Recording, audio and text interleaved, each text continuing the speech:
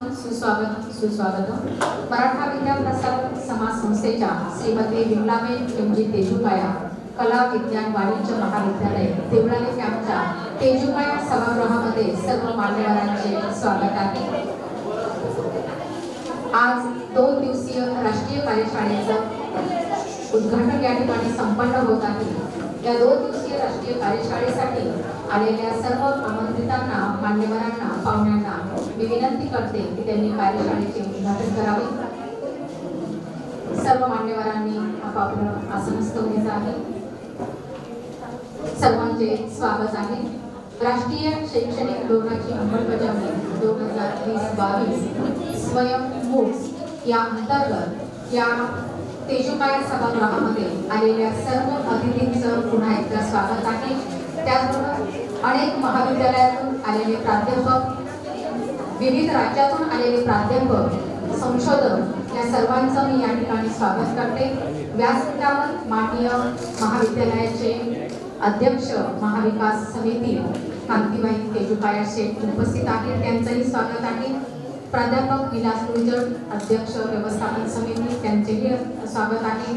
माननीय बाळासाहेब क्षीरसागर सभापती मविप्र समाज संस्था त्यांचे स्वागत आहे। प्राध्यापक एस.के. शिंदे सर सेवक संचालक मविप्र समाज संस्था त्यांचे स्वागत आहे।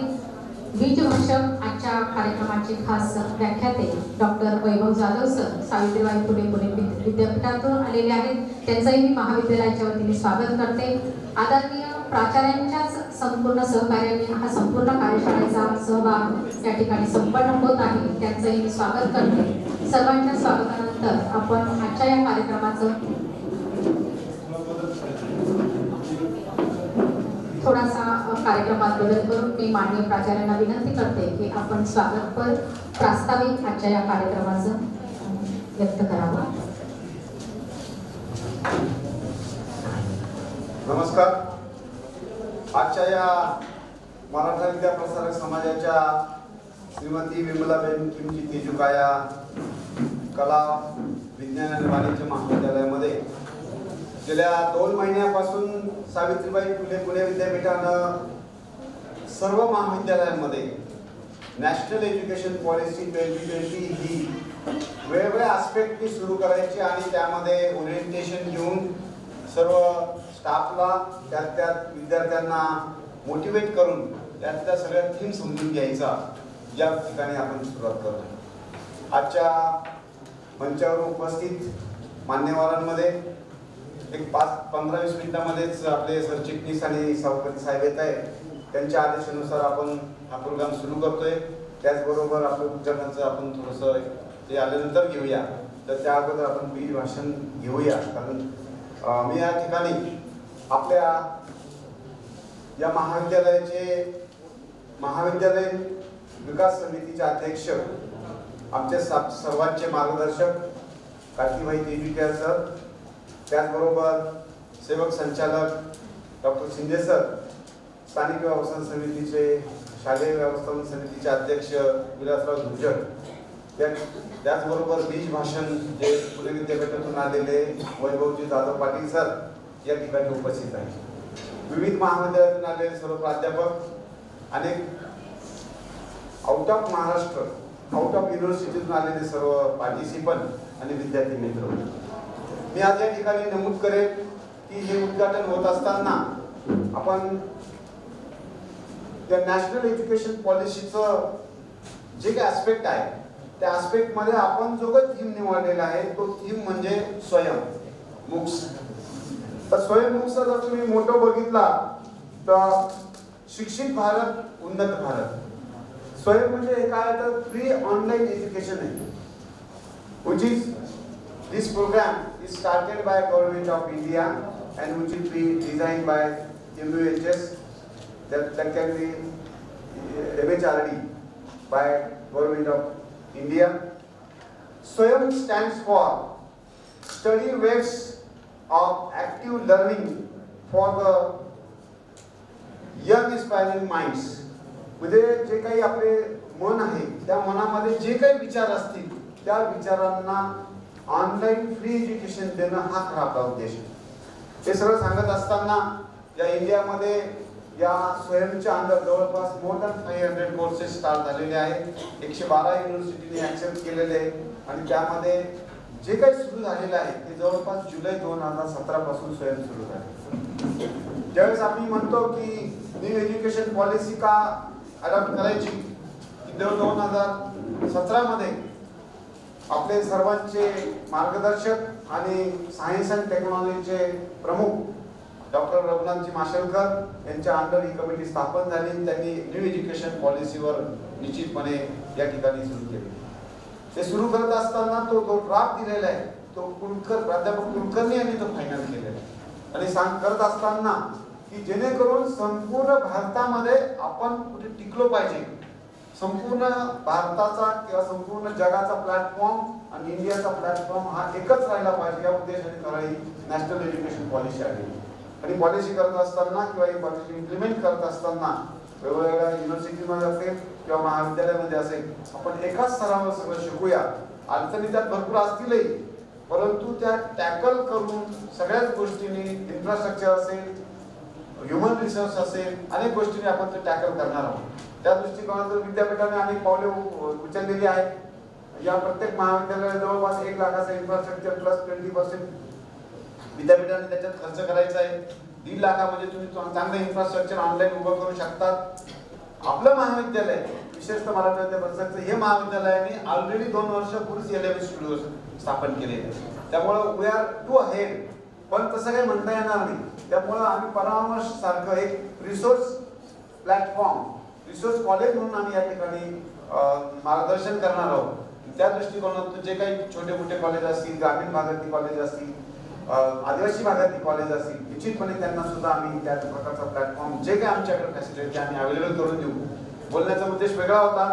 फक्त या वर्षापासून 2023-24 पासून सावित्रीबाई फुले विद्यापीठाने सुद्धा UG आणि PG साठी स्वयं कोर्सेस सुरू केलेले. या स्वयंच्या अंडर प्लॅटफॉर्म दिलेला आहे, massive open learning of courses. This courses will be start from next year. आणि अनेक प्राध्यापकांनी ते कोर्सेस केलेले फ्री.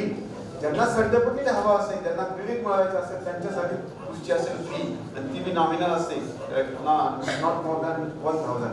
म्हणून त्या दृष्टिकोनातून आपण कमीत कमी पैशामध्ये optimise education which is online आणि फ्री एज्युकेशन कसं देता येईल या दृष्टिकोनातून खरं म्हणजे गव्हर्नमेंट ऑफ इंडिया असेल, अनेक विद्यापीठं असतील, अनेक महाविद्यालय असतील, अनेक संस्था असतील, हायर एज्युकेशनच्या सुरू केलेले. मी अधिक वेळ न घेता मी या ठिकाणी सर्व मान्यवरांचे या ठिकाणी स्वागत करतो. स्वागताबरोबर सरचिटणीस साहेब आणि सभापती साहेब आल्यानंतर आपण ती प्रज्वलन करू आणि मग पुढचं याचा सत्कार करूया. त्या अगोदर आम्ही दुर्जन साहेब असतील, शिंदे सर असतील, प्लीज भाषणाला सुरुवात करू. कारण नंतर प्लीज भाषण घेण्याचे आपण प्लीज भाषण अगोदर घेऊ आणि नंतर उद्घाटन करू. मी पुन्हा एकदा सर्व मान्यवरांचं तुमचं पार्टिसिपंट्स या ठिकाणी स्वागत करतो आणि थांबतो. जय हिंद, जय महाराष्ट्र. शिक्षित भारत उन्नत भारत या अंतर्गत ऑनलाईन शिक्षणाचं महत्त्व विद्यापीठाने आणि महाविद्यालयाने कशा पद्धतीने स्वीकारलेलं आहे याचा लेखाजोखा सर आपण घेतलेला आहे. यानंतर मी आमंत्रित करते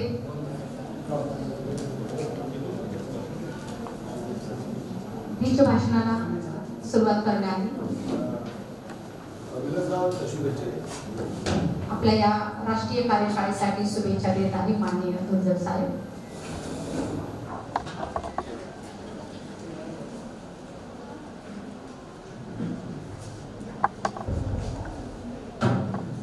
या कार्यशाळेच्या उद्घाटन प्रसंगी उपस्थित या महाविद्यालयाचे उपविद्यापीठार कांतीशेठ बिजुकायाजी, प्राचार्य काळेसर, पुणे विद्यापीठातून आलेले प्राध्यापक जाधवजी, आपल्या शिक्षकेतर सदस्य, उपस्थित प्राध्यापक, विद्यार्थी बंधू भगिनी,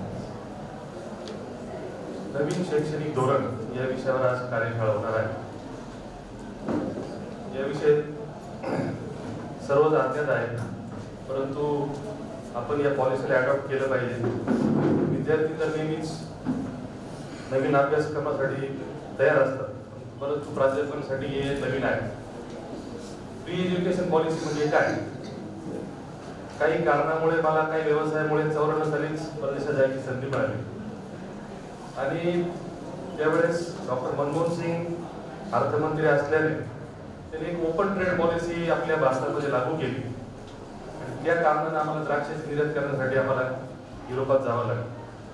शनिवार रविवार असल्यामुळे वेळ होता, म्हणून आम्ही एक टॅक्सी हायर केली आणि दिवसभर आम्ही लंडन शहरामध्ये फिरत होतो. दुपारी जेवायला थांबलो म्हणून ड्रायव्हरला पण आम्ही बरोबर सोबत घेतलं. आणि तो पोलंड या देशाचा ड्रायव्हर होता, तिथलाच रहिवासी होता, पण तो कामानिमित्तानं तो लंडन शहरात वास्तव्यास होता आणि टॅक्सी चालवून त्याचा उदरनिर्वाह करत होता. आश्चर्याची गोष्ट म्हणजे इंडियन इकॉनॉमिक्सवर तो आमच्याशी बोलत होता. माझ्यासोबत आमचे काका चार्टर्ड अकाउंटंट होते, म्हणून त्यांनी तो विषय घेतला आणि फ्लुएंटली तो इंडियन इकॉनॉमिक्सवर बोलत होता. एक टॅक्सी ड्रायव्हर देखील हे अडॉप्ट करू शकतो. म्हणून आज ही काळाची गरज आहे की आपण देखील जगात काय चाललंय, पूर्वी आपल्या जिल्ह्यात, राज्यात, देशात आपण हे होतो, एका क्लिकवर तुम्ही जगात काय चाललंय ते तुम्हाला कळणार आहे.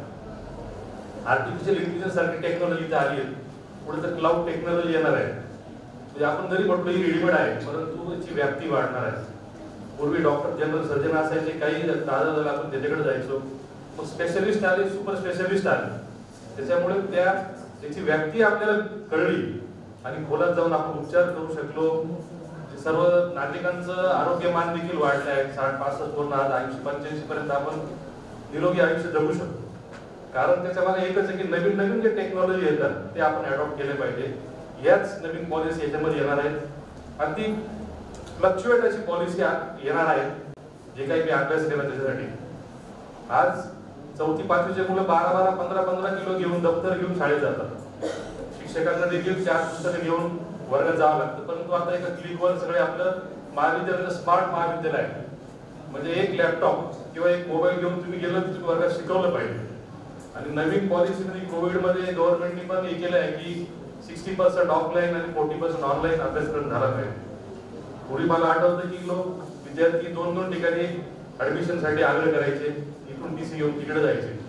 या पॉलिसीमध्ये तशी पण काही सुविधा असेल की मला वाटलं की मी एक कोर्स घेतलाय, मला पॉज करायचं आहे, दुसरीकडे ऍडमिशन घ्यायचंय, ती सुद्धा सुविधा तुम्हाला या पॉलिसीमध्ये उपलब्ध होणार आहे विद्यार्थ्यांना. आणि माझा तर अनुभव आहे, you should be a student in your entire life. तुम्हाला कोणाकडनं काही पण शिकायला मिळेल. मी आज प्राध्यापक आहे किंवा मी आज ग्रॅज्युएट झालो म्हणून मी पूर्ण शिकलो असं कधीच होत नाही. किंवा मी जे काय अल्जेब्रा जॉमेट्री शिकलो त्याचा माझा व्यवसायामध्ये काही इतर मध्ये काही वजाबाकी किंवा प्लस मायनस मल्टिप्लिकेशन करण्याशिवाय काही उपयोग झाला नाही. म्हणून 5वी-7वी पासूनच तुम्ही त्याच्यावर फोकस केला पाहिजे, टेक्निकल एज्युकेशनवर, की मला काय व्हायचं आहे. टॅक्सी ड्रायव्हर तर इकॉनॉमिक्सवर बोलू शकतो आणि आपल्या ग्रॅज्युएट विद्यार्थ्याला इकॉनॉमिक्स काय आहे ते माहित नसतं, सायन्सच्या विद्यार्थ्याला स्पेशली. म्हणून सर्व समावेशक अशी पॉलिसी येणार आहे. त्याला शिक्षकांनी आणि विद्यार्थ्यांनी ती अडॉप्ट करण्याची आपण सवय आपल्या अंगीकरण केली पाहिजे असं मला वाटतंय. बोलण्यासारखं खूप आहे, परंतु पुण्याहून काही लोक आले जे त्याच्याबद्दल तुम्हाला माहिती देणार आहे. मी या नवीन कार्यशाळेला माझ्या वतीने शुभेच्छा देतो. थांबतो. धन्यवाद. त्या अनुषंगाने आपण विदेशातील प्रवास कशा पद्धतीने केला आणि तिथे इंडियन इकॉनॉमी बाबत बोलणारा ड्रायव्हर आणि सर्व समावेशक अशी पॉलिसी त्या अनुषंगाने सर्वांनी स्वीकारावी असा आपण लेखाजोखा केलेला आहे. धन्यवाद सर. यानंतर आजचे जे प्रमुख अतिथी आहेत बीजभाषक, त्यांचा परिचय करून देण्यासाठी मी मॅडमला विनंती करते.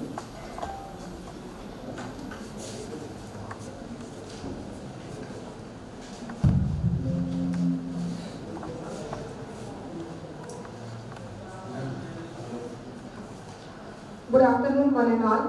Respected dignitaries on the dais. It's indeed my privilege to introduce today's keynote speaker, Dr. Vaibhav Jadhav sir. Is currently working in assistant professor in Department of Education and Extension. After that, he director in charge of School of Open and Distance Learning, coordinator in National Resource Center, Arpit Swayam in Savitribai Phule University, Pune. He is recognized research guide. Under his guidance, 3 PhD and 10 MPhil students has been awarded. He has completed many research projects, national and international level. He is working with UNESCO, Bangkok, Thailand, and Seoul, South Korea. Awards and achievements. He is awarded the prestigious C.V. Raman Postdoctoral Fellowship by UGC New Delhi in 2016.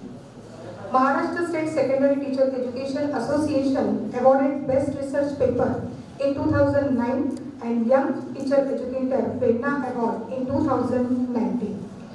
He is authored and co-authored 10 books on education related, with 3 books published in international level, around 20 research publications and international level are to his credit. Extension, he has initiated a number of inventions and reforms in curricular at different levels of educational science and participate in the formulation of action research culture in secret at state level. I would not take much of the time. I invite Dr. Vaibhav Jadhav sir to start his keynote address. Thank you.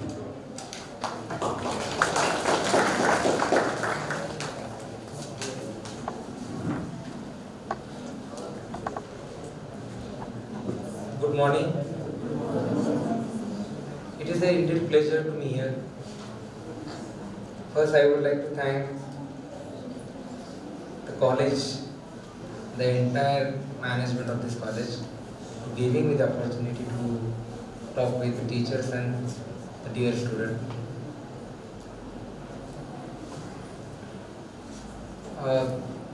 On the dais,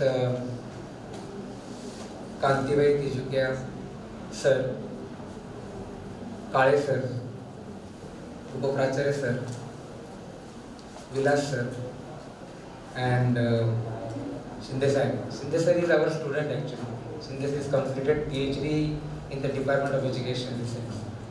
So he is an administrative person, but he paid a lot of attention on education and research. I would like to discuss with you regarding the SWAYAM. Kadeswari has already mentioned that the long form of the SWAYAM. If you read the long form, the entire thing of the SWAYAM, there are the two interesting words. One is that young and the second is that mind. So basically you are the young and we have a mind. I am not saying we are old, but you are the almost young in compare with us. So the aspiring minds are the major concern in the higher education. The entire policy which were declared in 1986, then the policy implemented with the help of 1992 program of action. And now today we were talking about the second policy which is known NEP 2020. The major concern of this policy is that how we can achieve the gross enrollment ratio in higher education. Today we are near about 30% GRE in higher education, but we have a wish to complete at least 50% gross enrollment ratio in higher education. I thank to the school education system because of the Sarva Shiksha Abhiyan and Rashtriya Madhyamik Shiksha Abhiyan. So both policies are completely achieved by the all objectives. If you remember School Chale Hum Ghanti Baji, you remember that?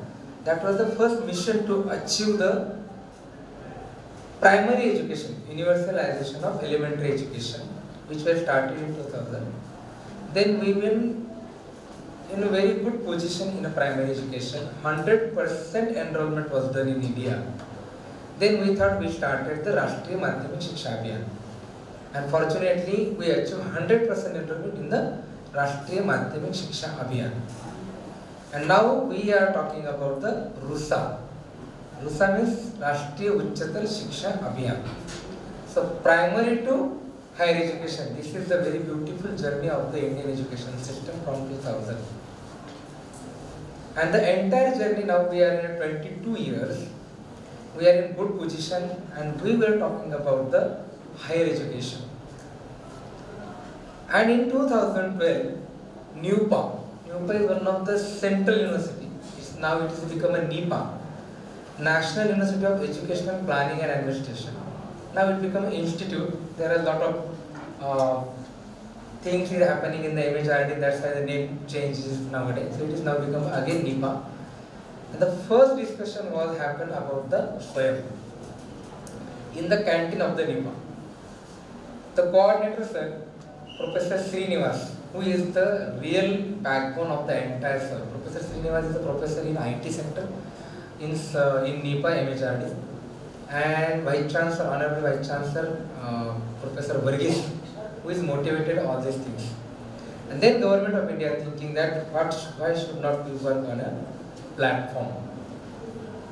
And 2012 it was started, the thinking, and suddenly 2014 everything is changed and it's become very fast. And the SWAYAM was started in 2014. It is very interesting things. This is the just kind of, there is zero investment actually. Entire program depend on the CSR of Microsoft and Google. म्हणजे आपण इतके हुशार आहोत भारतातले लोक, आपला एवढा मोठा प्लॅटफॉर्म आपण 0 पैशामध्ये तयार केलेला आहे. सगळा पैसा आपण CSR मध्ये घेतलेला आहे, कुठेही काही इन्व्हेस्टमेंट केलेली नाही. आणि जगामधला हा कालच्या तासिकेला सर जगामधला हा 3रा मोठा प्लॅटफॉर्म काल घोषित झाला, हा SWAYAM प्रोग्राम. याच्या आधी जे 2 प्रोग्राम चालू होते, EDX नावाचा, तुम्ही जर आता गुगल करून बघा, EDX चा एक मोठा लर्निंग प्लॅटफॉर्म आहे. आणि त्याच्यानंतर दुसरा मोठा लर्निंग प्लॅटफॉर्म होता Coursera. First is the EDX, second is the Coursera, आणि आज जगात 3रं नाव घेतलं जातं SWAYAM. याच्यावरती सर कालपर्यंत 3 कोटी लोकांनी रजिस्ट्रेशन केलेले आहे. भारतातल्या 3 कोटी 3 crore registration completed on the SWAYAM for the learning. Vilas sir म्हटले की आपलं आता शिक्षण ओपन झालेलं आहे, आपल्याला करता आलं पाहिजे. शिक्षण खरंच ओपन असतं. लायब्ररीमध्ये कधी गेलं तर तिथे दिलेलं असतं की आपण हा अध्ययनार्थी असतो, आपण कधी अध्ययन करते नसतो. प्रत्येकाने लर्नर राहिलं पाहिजे. And SWAYAM is the best policy for all the young minds. Young mind म्हणजे असं नाही की रिटायर लोकांनी वाचायचं नाही असं. Young mind it means we are interested to learning. आणि 3रा हा प्लॅटफॉर्म मोठा असताना 3 करोड लोकांनी रजिस्ट्रेशन केले. त्यातले शिक्षक आहेत, विद्यार्थी आहेत. 28 लाख शिक्षकांनी सक्सेसफुली तो कंप्लीटेड केलेला आहे हा प्रोग्राम. एनरोलमेंट 3 करोड आहे, 28 लाख लोकांनी कंप्लीट केला. 1 करोड पर्यंत असाइनमेंट सबमिशन झालेले आहे फक्त मागच्या 5 वर्षामध्ये. त्याला कारणीभूत कदाचित कोरोना असेल, कदाचित नसेल, आपण त्याच्यावर न बोललेलं बरं. परंतु कोरोना नंतर जो काही पॉझिटिव्ह इम्पॅक्ट झाला तो हा झाला की हा मोबाईल कॉलेजमध्ये एंटर झाला. नाही तर पूर्वी मोबाईल कॉलेजमध्ये अलाउड नव्हतं. मोठा बॅनर असायचं कॉलेजच्या एंट्रीवरती की मोबाईल नॉट अलाउड, असं मोबाईलचं चित्र असायचं. त्याला गोल असं राऊंड असायचा आणि त्याला क्रॉस असायचा. कोरोनामुळे कदाचित तो फायदा झाला. Now we were very handy with any kind of the devices which will be provide all kind of the information. I am not talking about the knowledge, because mobile providing only information. It is not providing by the knowledge. It is not providing to knowledge. Because now there are a lot of people. All people are, some people are now काही मुलं असं मागे असतील WhatsApp वरती मित्रांबरोबर मैत्रिणींबरोबर झालं 15 मिनिटात संपले लेक्चर, बाहेर पडतो कॅन्टीनला भेटू. Everyone is with the virtual space at the same time real space. म्हणजे इथे आता कितीतरी लोक पटकन व्हर्च्युअल स्पेसला जातात. SMS टाकला वरती लगेच बघणार, स्माइली पाठवली वरती बघणार. राम ताकवले सर म्हणतात की विद्यार्थी आता तुमच्या स्पॅन ऑफ अटेन्शनच्या पलीकडे गेलेला आहे. राम ताकवले सर ज्यांनी नाशकामध्ये फक्त विद्यापीठ स्थापन केलं, ते पहिले व्हाईस चान्सलर इग्नूचे होते, पुण्याचे होते आणि आपल्या नाशिकचे होते. तर इतकं मुलांपासून डिव्हाइस आपण बाजूला करू शकत नाही, म्हणून स्वयं खऱ्या अर्थाने सक्सेस झाला. स्वयं मध्ये मी जेव्हा इथे आलो तर काळे सरांशी भेटल्यानंतर मला वाटलं की विद्यार्थी नसतील, पण बरं झालं विद्यार्थी आहेत. शिक्षक नाही असं नाही काही म्हणत नाही, पण विद्यार्थ्यांना ज्या गोष्टी मला सांगायला आवडेल, म्हणजे वर्गात मी हा विषय शिकवतो, मास्टर असल्यामुळे आमचं टीचिंगवरती बऱ्यापैकी असतं. तर माझ्या विद्यार्थ्यांना मी वर्गात गेल्यावरती स्वयंचा क्लास माझा असतो. आमच्या एमएडला आम्ही एक पेपर ठेवला आहे एज्युकेशन टेक्नॉलॉजी, एक युनिट आहे स्वयंचं. आणि विद्यापीठामध्ये डिपार्टमेंटला ऑटोनॉमी असल्यामुळे आम्ही 6 महिन्याला आमचं सिलेबस आम्ही आमच्या गरजेप्रमाणे चेंज करतो. तर माझ्या सगळ्या विद्यार्थ्यांची फेसबुक अकाउंट आहे, इंस्टाग्राम आहे, ते रील्स तयार करतात. एक विद्यार्थिनी आहे, ती रील्स तयार करते आणि जवळपास माझ्या इतका पगार ती कमवते. ती आता BSc बेड 4 इयरला आहे. सांगायचं तात्पर्य असं आहे की हे जे डिव्हाइस आहे, ह्याचा प्लॅटफॉर्म आहे, याचा चांगला उपयोग सुद्धा करता येऊ शकतो. नुसतं व्हॉट्सअपवरती काहीतरी विचित्र पाठवण्यापेक्षा आपलं स्वतःचं YouTube चॅनल चालू करता येईल का? स्वयंमध्ये आपल्याला काही भाग घेता येईल का? स्वयं हा काही शिक्षकांसाठी नाही, हा खरं तर विद्यार्थ्यांसाठी. UGCचं पत्र येऊन गेलं 40 आणि 60%. 40% क्रेडिट पण आता मुलं स्वयंवर पूर्ण करू शकतात. तुम्ही हे तुमचे 40%, समजा तुम्ही BComचे असाल आणि तुम्हाला एखादा स्वयंवर प्रोग्राम असेल, तर तुम्ही मला वाटतं इथं नेट आहे असं मला सांगण्यात आलंय, तर 60% जे तुम्ही रेग्युलर करता, तर 40% तुम्ही स्वयंवर पूर्ण करू शकता. म्हणजे एक्स्ट्रा तुम्हाला क्रेडिट अर्न करता येतं. आणि जेव्हा तुम्ही परदेशामध्ये समजा तुम्ही इथं BA केलं, BCom केलं, BSc केलं आणि तुम्हाला मास्टर्स करायला जर परदेशात जायचं असेल, तर आपल्याकडचे जे कोर्सेस क्रेडिट असतात ते किती असतात साधारणपणे? BAचे 120 क्रेडिटचं आपलं BA असतं टोटल. तर ह्या 120 मध्ये जर तुम्ही आणखी 10 ते 20 क्रेडिट केले, तर हे 120 मध्ये 10 क्रेडिट तुम्ही ऍड करून 130 क्रेडिट तुम्ही MS ला ऍडमिशन होऊ शकतं, जे तुम्हाला तिथं कंपल्सरी असतं. तर हे अर्न करण्याचं काम चालू करा. तुम्ही आता किती लोकांनी अकॅडमिक बँक ऑफ क्रेडिटवर आपलं अकाउंट कंप्लीट केलेलं आहे मला माहित नाही. Very good. भारतामधलं पहिलं विद्यापीठ आहे सावित्रीबाई फुले पुणे. 4.5 लाख लोकांनी विद्यार्थ्यांनी आपला अकाउंट आहे. तर आपले जे काही आपण जे काही सुरुवात केलेली आहे ती खूप चांगल्या पद्धतीने केली. तर प्रत्येकाचं अकाउंट तिथं असलं पाहिजे. प्रिय विद्यार्थी मित्र जे काही बोलतायत त्यांना पण आहे, तर तिथे पण आपलं अकाउंट असलं पाहिजे. तिथे आपण किती क्रेडिट अर्न केलेले आहे. म्हणजे तुम्ही जर परदेशात ऍप्लिकेशन, कारण आता परदेशी विद्यापीठ येण्याचं पण सुतोष झालेलं आहे, आपल्याला काही प्रत्येक वेळेस बाहेर जायची गरज नाही. परंतु तुम्हाला तिथे स्वतःला तुमचे स्वतःचे क्रेडिट घेऊन तुम्ही तुमचे MS ची जी काही फी असते लाखोमध्ये असते ती कमी होते. तुम्ही ऑनलाईन आता ब्लेंडेड मोडमध्ये तुमचे काही मास्टर्स तुम्ही करू शकता. असे 500च्या वरती प्रोग्राम स्वयंवरती आहेत. आणि हे सर्वांसाठी सगळ्यात महत्वाची गोष्ट म्हणजे जे EDX आणि कोर्सेरा याच्यामध्ये ना ते येत आहे की फ्री आहे. तुम्हाला कुठेही फी करायची नाही, द्यायची नाही. जर तुम्हाला सर्टिफिकेट हवं असेल तरच तुम्ही परीक्षा द्यायची आणि सर्टिफिकेट घ्यायचं. Otherwise for learning purpose it is free. आणि 1000 रुपयाच्या सर्टिफिकेट मध्ये 4 क्रेडिट किंवा 8 क्रेडिट मिळत असेल तर मला वाटतं शिक्षकांनी तर आवर्जून करावं. कारण आपल्याला कॅशसाठी एक प्रोग्राम लागतोच, तर त्यासाठी हा उपयुक्त होऊ शकतो. विद्यार्थ्यांसाठी जर विचार केला,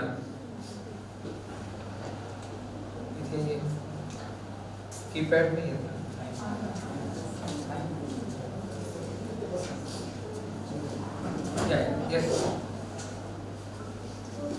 तर आपल्या विद्यापीठाने स्वतः एक प्रोग्राम तयार केलेला आहे.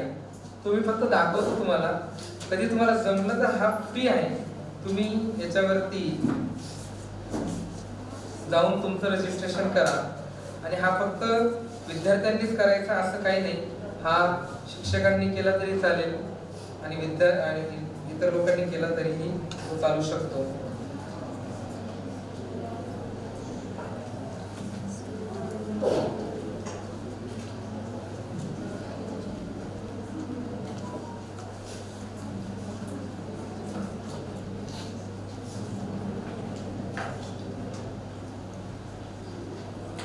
आणि स्वयंची सगळ्यात महत्वाची आणि आवडीची गोष्ट अशी म्हणजे की it is a self pace. तुम्हाला कधीही कुठेही शिकता येतो. त्याला काही संध्याकाळी 6 वाजताच रजिस्ट्रेशन लॉग इन करायचं आणि 7 पर्यंत राहायचं असं काही नाही. तर तुम्ही त्या ठिकाणी तुमचं स्वतःचं रजिस्ट्रेशन करा आणि तुम्ही तुमचा प्रोग्राम रन करा. वेळ दिलेला असतो त्या वेळेत बघा. सगळे सेशन रेकॉर्डेड असतात.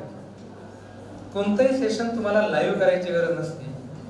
डिस्कशन फोरम असतो स्वयंमध्ये. हा एक प्रोग्राम आहे. 500 पैकी एक प्रोग्राम आपण तयार केलेला आहे. अशा आपण पुणे विद्यापीठामध्ये जवळपास 15 ते 16 प्रोग्राम आपल्याला करायला मिळाले. म्हणजे भारतामध्ये जर आपण 2 नंबरला होतो, जाधवपूर युनिव्हर्सिटी पहिली होती, त्यांनी जास्तीत जास्त प्रोग्राम स्वयंसाठी केले आणि आपला 2 नंबरचा स्टेट युनिव्हर्सिटी म्हणून आपला 2 नंबर लागतो.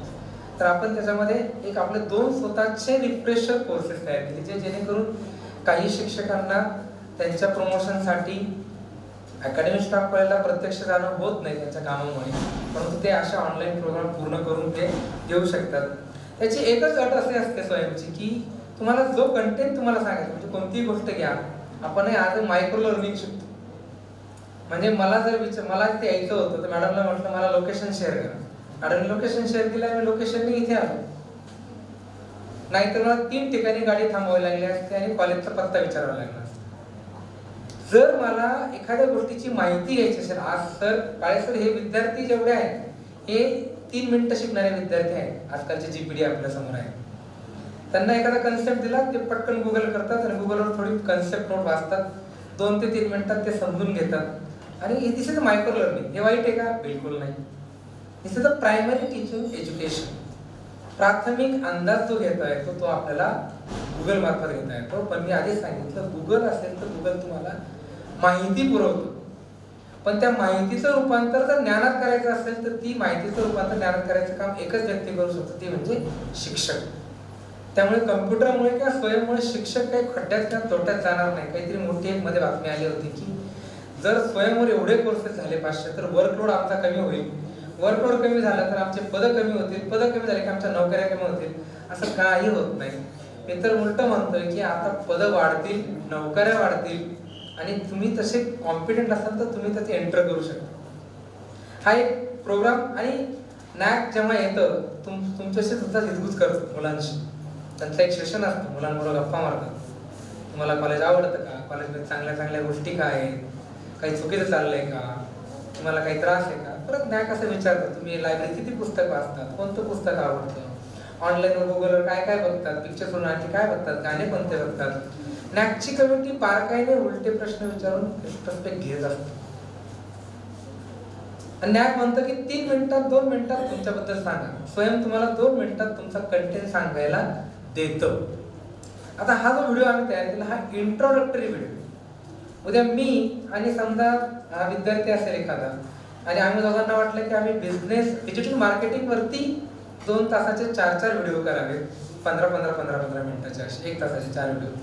आम्ही दोघं मिळून आमचे 2-4 व्हिडिओ करू शकतो, स्वयंला पाठवू शकतो. स्वयं काय म्हणतं की ते 4 व्हिडिओ नका पाठवू, तुमचा 3 मिनिटाचा व्हिडिओ पाठवा, तुम्हाला काय करायचं ते आम्हाला आधी पाठवा. आणि त्यांना ते चॅलेंजिंग वाटलं की ते तुम्हाला फोन करणार, युअर प्रोग्राम इज ऍक्सेप्टेड, तुम्हाला 10 लाख रुपये देण्यात येत आहे. मग आपल्याला 10 लाख रुपये मिळतात मिनिमम अमाऊंट. तशी 20, 30, 40, 50 तसं तुमच्या डिमांड, तुमचा प्रोग्राम कसा आहे त्याच्यावर तुम्हाला पैसे मिळत असतील. शिक्षकांनी करायचं नाही, विद्यार्थी सुद्धा सरांबरोबर मॅडम बरोबर पार्टिसिपेट करून स्वतःचा प्रोग्राम तयार करतो. पण 3 मिनिटात तुम्हाला सगळं सांगता आलं पाहिजे. उदाहरणार्थ हा एक व्हिडिओ दाखवतो की 3 मिनिटात आम्ही आमचं सांगितलं की स्वयंवर आम्हाला काय करायचं. साधारणतः ऍडव्हर्टाईज सुद्धा 15 सेकंदात लक्स साबण किती छान आहे ते सांगतात, किंवा फेअर अँड लवली किती चांगली ते सांगतात. पण नंतर फेअर अँड लवली काही होत तसं नाही म्हणतात.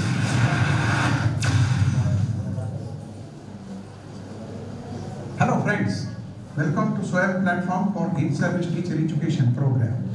RFIT, National Resource Center, Savitribai Phule, Pune University, Pune is going to organize a program of RFIT on education, especially focusing on higher education practices in India.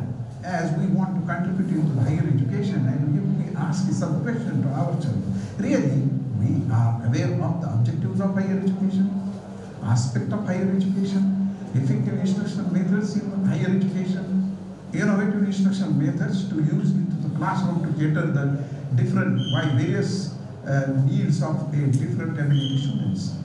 And one more challenge is that we have to convert our institute into a knowledge creation center. Along with that, how to create innovative practices in higher education so that our students will get the benefit and quality will improve. There are some areas we have to see and we have to study in this course.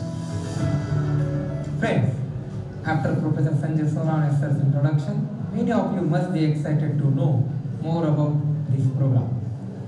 This complete program will be 40 hours, 4 hours per week, and this program will take care of objective and aspect of higher education, brief about development of higher education in India, recommendations of various commissions of higher education in India, policies of higher education in India, new education policy 2019 overall view, higher education in national policy 2019, understanding the system of higher education in India, regulatory bodies of higher education such as UGC, AIU, and their structure, functioning and scheme. Now we will see the program learning outcomes. The participants will be able to learn the aims and objectives of higher education, understand the aspect of higher education, develop the institute as knowledge creation center. This course is of 40 hours and will be delivered online through this Swayam learning platform. Hope all these areas of higher education will raise your understanding of higher education and improve your confidence as faculty to enhance the performance. Then, are you ready to join this course and upgrade yourself as a effective faculty in higher education for contributing to this great nation by contributing as a teacher in higher education? तर 3 मिनिटात आम्ही आमचं मत सांगितलं की आम्हाला करायचं काय पुणे विद्यापीठात. 3 मिनिटात उद्देश सांगितले, 3 मिनिटात हा कोर्स किती क्रेडिट्स आहे ते सांगितलं, काय काय कंटेंट पूर्ण होणार ते सांगितलं, हप्त्याला किती तास तुम्हाला अभ्यास करायचा ते सांगितलंय. हे शिकल्यानंतर काय लर्निंग आउटकम्स येतील किंवा तुमच्यात काय बदल घडतील ते सांगितलं आणि 2 मिनिटं 59 सेकंद आणि नंतर आमचे वेगवेगळे व्हिडिओ आपण तयार करून आपण हा प्रोग्राम तयार केला. आता हे व्हिडिओ तयार करतानाचे काही नियम थोडक्यात तुम्हाला सांगतो, विद्यार्थ्यांना सुद्धा करता येतात. तुम्ही यातले अर्धे नियम तर तुम्ही केलेलेच आहेत तुमचे इंस्टाग्रामवरती किंवा तुमच्या फेसबुकवर, अर्धे नियम तुम्ही पाळलेत. काही अकॅडमिकचे नियम जर पाळले तर you will be also good creator, तुम्हाला सुद्धा चांगलं क्रिएशन करता येईल. म्हणजे मी जाताना आमच्या त्या विद्यार्थिनीचा नंबर पण तुम्हाला देणार आहे आणि तिला तुम्ही भेटा किंवा ती ऑनलाईन पण उपलब्ध असते.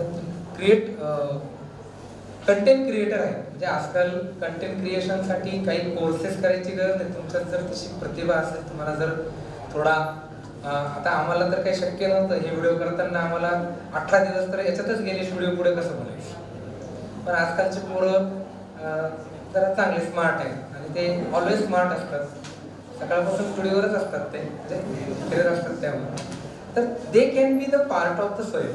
स्वयं काय नुसतात एकाची मक्तेदारी नाही, स्वयं ही कोणाची जो क्रिएटर असेल त्याची 4 गोष्टी स्वयं करत असताना पाळल्या पाहिजे. जर एखादा कंटेंट तयार करायचा असेल तर त्याचे 4 नियम असे आहेत की क्वाड्रंट 1, क्वाड्रंट 2, क्वाड्रंट 3, क्वाड्रंट 4, 4 कप्प्यांमध्ये कोणताही प्रोग्राम तयार करता येतो.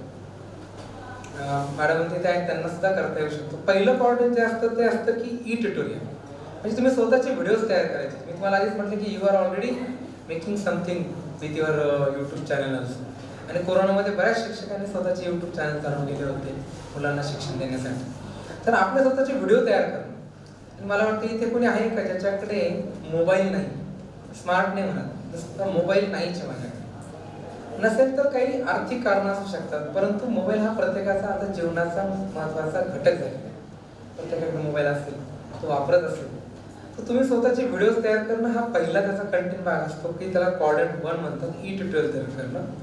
दुसरं असतं की समजा माझा प्रोग्राम मॅडमचा समजा डिजिटल मार्केटिंग आहे आणि डिजिटल मार्केटिंगवर त्यांनी समजा 8 व्हिडिओ तयार केले, तर 8 व्हिडिओला समजून घेण्यासाठी काही PDF फाईल्स असतील का, काही मटेरियल असेल का, काही पुस्तकं असतील का. आता ई कंटेंट म्हणते म्हणजे जे लायब्ररीचे पुस्तक चालणार नाही म्हणून ते पुस्तकं पुन्हा PDF मध्ये कन्वर्ट करता येतील का, त्याचे कॉपीराइट्स कसे असतील, ते कुठून फ्री डाउनलोड करता येतात का. कारण कोणतेही पिक्चर, कोणतेही फोटो फ्री डाउनलोड करायचा. आपण आजकाल तर काय करतो, विलास सर आमच्याकडे PPT बनवताना शिक्षक सर्रास कुठलेही फोटो घेतो युट्यूबवरून, गुगलवरून, अलाउड नसतात. प्रत्येक फोटो हा कॉपीराइट असतो, तो घ्यायचा की नाही त्याच्या खाली लिहिलेलं असतं फ्री आणि लायसन्स. पण आपण PPT करताना सर्रास वर्गात वापरतो. त्यामुळे शिक्षकांनी आता कॉपीराइट्स मध्ये काळजीपूर्वक फोटो कॉपी पेस्ट केले पाहिजे. नाहीतर एखादं पॉवर पॉईंट प्रेझेंटेशन आपण तिकडनं आणतो आणि वर्गात सांगतो. वी आर नॉट कुली. आपण काही कुली नाही. गोडाऊनमधून सामान आणायचं मुलांच्या डोक्यात फेकायचं, लायब्ररीतनं ज्ञान आणायचं मुलांकडे फेकायचं. We are not coolie. We are the teacher. We are not teacher. We are mentor. कोणताच विद्यार्थी हा ब्लँक नसतो. कोणताच सायकोलॉजी सांगतो की प्रत्येक विद्यार्थ्याचा एक मेंदू आहे आणि ते मेंदू ही काही कोरीपाटी नाही, त्याच्यावरती भरपूर गोष्टी आहेत. लहान मुलाला जेव्हा जन्माला येतो ती कोरीपाटी नसते, त्याच्यामध्ये 9 महिन्यांच्या अनुभव संपन्न अशा गोष्टी असतात. त्यामुळे मुलांना कुठेही अंडर एस्टिमेट न करता लर्निंग वरती कसं भर देता येईल अशा 2 गोष्टी याच्यामध्ये आहेत. तिसरं जे कॉर्डन सांगतात ते म्हणजे वेबसाईट्स देणं. आमच्या ह्या प्रोग्रामला तुम्ही जॉईन करा. नाही केलं तरी फरक पडत नाही. ऑलरेडी 20,000 लोकांनी जॉईन केले. भारताचा सेकंड लार्जेस्ट प्रोग्राम आहे. पण बघा की रेकॉर्डिंग कसं केलेलं आहे. काही ठिकाणी गायकवाड सरांचं रेकॉर्डिंग आहे. आपल्या नाशिकचे बरेच तुमच्या ओळखीचे शिक्षक यांनी सापडतील तुम्हाला, त्यांनी त्यांचे रेकॉर्डिंग केलेले आहेत. तर हा समजून घेण्याचा भाग काय आहे की एक प्रोग्राम तयार करत असताना 4 गोष्टी महत्त्वाच्या असतात. एक आपलं स्वतःचे व्हिडिओ तयार करता आले पाहिजे. आपला जो विषय आहे त्या विषयावरती काही PDF फाईल, ई कंटेंट डेव्हलप करता आलं पाहिजे. जर PDF फाईल नसतील, डाउनलोड करता येत नसतील तर वेबसाईटच्या लिंक देता आल्या पाहिजे. तिसरी गोष्ट. आणि चौथी जी महत्त्वाची आहे, हा 3 भाग झाला तो हा लर्निंग मटेरियलचा झाला. म्हणजे साहित्य दिलं तुम्हाला, व्हिडिओज तुम्हाला दिले, पुस्तकांच्या PDF दिल्या, काही वेबसाईट दिले. आता तो चौथा महत्त्वाचा भाग आहे स्वयं करत असताना, तो म्हणजे किंवा मुक्स करत असताना तो म्हणजे डिस्कशन. तुम्ही ह्या सगळ्या गोष्टी फक्त बघणार, ऐकणार, त्याच्यावरती बोलण्यासाठी एक ग्रुप डिस्कशन असतं, तेही सेल्फ पेस असतं. तेही तुम्हाला तुमच्या वेळेने प्रमाणे करायचं आहे. आता कसं करायचं आहे त्याच्यामध्ये, त्यात आमचे जे मेंटर असतात, आम्ही जे शिक्षक नेमलेले असतात, ते प्रश्न उपस्थित करतात, तुम्हाला पाठवतात. तुम्ही फक्त तुमच्या चॅट बॉक्समध्ये तुमचं मत मांडायचे की त्या प्रश्नावरती, त्या पॉइंट्सवरती, त्या मुद्द्यावरती तुम्ही जे ऐकलं ते तिथं मांडायचं आणि सबमिट करायचं. हा ग्रुप डिस्कशन. म्हणजे what is the beauty of this programme? This is the beauty that anywhere any time. म्हणजे तुमच्या वेळेनुसार तुम्ही शिकायचे. आणि पुन्हा एकदा सांगतो, म्हणजे काळे सर तर एवढे अनुभवी आहेत, तरी सर लोकांमध्ये भीती होती. मी जेव्हा बघितलं की आमची नोकरी राहील, स्वयंवरचे 4 क्रेडिट आले तर काय होईल, वर्कलोड जाईल, वर्कलोड वगैरे ह्या गोष्टी थोड्याशा टेक्निकली शिंदे साहेब सांगतील, मला नाही सांगतील, टेक्निकली आहे. परंतु मला वाटतं की आपण ह्या संधीचा फायदा जर घेतला शिक्षकांनी, विद्यार्थ्यांनी, तर तुम्हाला या गोष्टीमध्ये भाग घेता येईल. स्वयंसारखे आणखी काही चॅनल चालू झालेले आहेत. स्वयंप्रभा, म्हणजे स्वयंची छोटी बहीण म्हणा, छोटा भाऊ म्हणा, स्वयंप्रभा नावाचे एक चॅनल झालेले आहे. ज्याप्रमाणे स्वयंवरती काही डेटा हा उच्च शिक्षणासाठी आहे, स्वयंप्रभावरचे सगळे रेकॉर्डिंग कंटेंट हे स्कूल एज्युकेशनसाठी. आणखी एक मुद्दा तुम्हाला स्वयंचा भाग सांगतो, तो ई कंटेंटचा जो दुसरा कॉर्डन सांगितला, त्याच्यासाठी एक आणखी वेबसाईट गव्हर्नमेंट ऑफ इंडियाने चालू केलेली आहे, जी प्रत्येक विषयासाठी आहे. कॉमर्ससाठी आहे, मॅनेजमेंटसाठी आहे, सायन्ससाठी आहे, इकॉनॉमिक्स, सगळे विषय त्याच्यामध्ये आहे. त्याला म्हणतात EPG पाठशाला. E स्मॉल, PG म्हणजे पोस्ट ग्रॅज्युएशन पाठशाला, EPG पाठशाला. तुम्ही मोबाईलवर आता बसल्या बघू शकतात. माझं कीर्तन ऐकण्यापेक्षा मोबाईल पण वापरा. माझ्या वर्गामध्ये मोबाईल अलाउड आहेत. आमच्या डिपार्टमेंटमध्ये लॅपटॉप वर्गामध्ये न्यायला अलाउड आहेत. मुलं मागच्या बेंचवरून लॅपटॉप मोबाईल वापरतात. अशी एवढी शांतता, असं भयंकर काहीतरी मी सांगतोय तुम्हाला, असं काही ऐकू नका. हा अतिशय चांगला भाग आहे, तो समजून घ्या. वर्गामध्ये तुम्ही या गोष्टीचा वापर करा. तुमच्या शिक्षकांबरोबर बोला. एखादा शिक्षक तुम्हाला सांगत असेल तर सर मला काल EPG पाठशालावरती डिजिटल मार्केटिंगचं एक पुस्तक सापडलं, you can share with the entire class. शिक्षकांना मदत होणार आहे, त्याची लर्निंग तयार होणार आहे. स्वयं किंवा मुक्स हे काही तुम्हाला वर्गाच्या बाहेर काढायचं आहे असं काहीच नाही. आपल्याला इन्क्लुझिव्ह पॉलिसी वर्गात आणायची, यासाठी स्वयं आणि मुक्स तयार. स्वयं म्हणजे मुक्सना आपलं इंडिजिनियस नाव आपण स्वयं दिलेलं आहे, म्हणून मी मुक्स हा शब्द जनरली वापरत नाही, आम्ही त्याला स्वयंच म्हणतो. ज्या प्रकारे पाश्चात्य देशामध्ये विलास सर हे पुन्हा पुन्हा सांगतात की आमचं कोर्सेरा, आमचं EDX, आता आपण ठामपणे सांगितलं पाहिजे, शिक्षकांनी पण सांगितलं पाहिजे, प्रत्येक ठिकाणी बोललं पाहिजे की आमच्याकडे सुद्धा स्वयं नावाचा एक प्रोग्राम आहे, ज्याच्यावर 500पेक्षा चांगले जास्त असे सर्टिफिकेट कोर्स आहेत, रिफ्रेशर कोर्सेस आहेत. तुम्ही बघा, पहा. मी जिथे जिथे जातो त्याचं स्वयंबद्दल सांगतो. मला काही माझ्या पगारामध्ये काही वाढ होत नाही, काही कमी होत नाही. माझं म्हणणं this is a indigenous platform. We have to explore to others. प्रत्येकाने याच्यामध्ये भाग घेतला पाहिजे. पुढचा जो टप्पा याच्यामध्ये स्वयंमध्ये जो आता आलेला आहे तो म्हणजे क्रेडिट बँक तयार करायची. तुम्ही आता बोललो तुम्ही तुमची स्वतःची क्रेडिट बँक 3 वर्षात तयार केली पाहिजे. FY, BA, BSc, BCom मला माहित नाही आता विद्यार्थी कोणत्या फॅकल्टीचे आहेत, पण first year, second year, third year आणि नव्याने घातलेल्या पॉलिसीमध्ये कदाचित फोर्थ इयर, अजून आपण त्याच्यावर चर्चा चाललेलीच आहे. तर तुम्ही तुमचे जे इथे रेग्युलर क्रेडिट तुम्ही अर्न करणार आहात मित्रांनो, याच्या पलीकडे माझी अशी इच्छा आहे, विनंती आहे, तुम्हाला संधी आहे, तुम्ही आणखी 4 क्रेडिट वर्षभरामध्ये स्वयंवर मिळवले पाहिजे. म्हणजे 4 ते 12 क्रेडिट तुम्ही स्वयंवर जर मिळवले तर तुमचा एकूण प्रोग्राम हा तुम्ही जो करणार, तुमचं ग्रॅज्युएशन हे 120-30च्या क्रेडिट पर्यंत जातं. म्हणजे जर परदेशातल्या विद्यापीठामध्ये जर तुम्हाला अशा काही स्कॉलरशिप पण आहेत, या स्कॉलरशिप तुम्हाला सुद्धा आहेत, कॉमर्सच्या मुलांना सुद्धा आहेत आणि आर्ट्सच्या मुलांना सुद्धा आहेत. असं काही नाही की इंजिनिअरिंग आणि सायन्सची मुलं जातात. मी आर्ट्सचा आहे, सगळ्या बुक बघून आलोय. आपल्याला पण भेटलं पाहिजे, घेतलं पाहिजे. आणि ह्या कुठे मिळतील याच्या 2-3 गोष्टी पण मी थोडक्यात सांगणार आहे. तुम्ही कधीही तुम्हाला वेळ मिळाला फावल्या वेळामध्ये तर युरोपियन युनियन नावाची वेबसाईट सहज बघत असा दिवसभरामध्ये कुठे युरोपियन युनियन सर, त्याच्यामध्ये आपण सर जाऊन आलेले असते कदाचित. इरास्मस नावाची एक स्कीम असते, ती विद्यार्थ्यांसाठी असते. तुमचे विद्यार्थी बाहेर जाऊ शकतात, तुम्ही तिथे स्वतःचं शिक्षण घेऊ शकतात. दुसरी एक वेबसाईट आहे ती म्हणजे युनेस्को बँकॉक. बँकॉकच्या आधी युनेस्को लावा म्हणजे तुम्हाला अनेक गोष्टी बघायला मिळतील. बँकॉक बघायला मिळेल, युनेस्को बँकॉक याच्यामध्ये 2-2 महिन्याचे किंवा 2-2 हप्त्याचे मुलांना जे विद्यार्थी शिकतात सोशल सायन्समध्ये बेसिकली किंवा पीस एज्युकेशनमध्ये किंवा डिफेन्समध्ये, अशा विद्यार्थ्यांना ते मला वेळ आहे ना, माझ्याकडे 5 मिनिटं आहे आणि नंतर 5 मिनिटात प्रश्न उत्तर आपण घेऊ शकतो. तर ह्या वेबसाईटवर जाऊन तुम्ही तुमचं फेलोशिप शोधा. तुम्हाला कोणीही आयतं आणून देणार नाही किंवा नोटीस बोर्ड लावणार नाही. तुमच्याकडे मोबाईल आलेले आहेत, तुम्ही ते शोधलं पाहिजे. नाशिक रोडवरून डायरेक्ट नेदरलँडला जाता येईल का, असे प्रवास शोधले पाहिजे, हे प्रकार शोधले पाहिजे. मी मालेगावून मॅसेच्युसेट्सला गेलो, तसं म्हणून नाशिकवरून नेदरलँडला जाता येईल, असे प्रकार आपण शोधा. मोबाईलचा वापर व्हॉट्सअपसाठी नक्की करा, फेसबुक वापरा, इंस्टाग्राम वापरा, परंतु कुठे फेलोशिप मिळते का? मराठीसाठी मॉरिशसमध्ये मराठी डिपार्टमेंट, गांधी इन्स्टिट्यूट, तिथे मराठी MA मराठीच्या मुलांना फेलोशिप आहे. म्हणजे फेलोशिप फक्त इंजिनिअरिंगसाठी नाही. माझा मुद्दा काय आहे, ह्या सगळ्या परिपाक हा स्वयंवरती मोठ्या प्रकर्षाने आलेला आहे आणि हा सगळा आपण युटिलाइज केला पाहिजे. शेवटची गोष्ट सांगतो आणि थांबतो ती म्हणजे आता महाराष्ट्र गव्हर्नमेंटने सुद्धा स्वतःचं एक फॅकल्टी डेव्हलपमेंट सेंटर चालू केलेलं आहे, महाराष्ट्र फॅकल्टी डेव्हलपमेंट सेंटर. आणि त्यामध्ये तुम्ही जर बघितलं तर त्या ठिकाणी वेगवेगळे कोर्सेस शिक्षकांच्या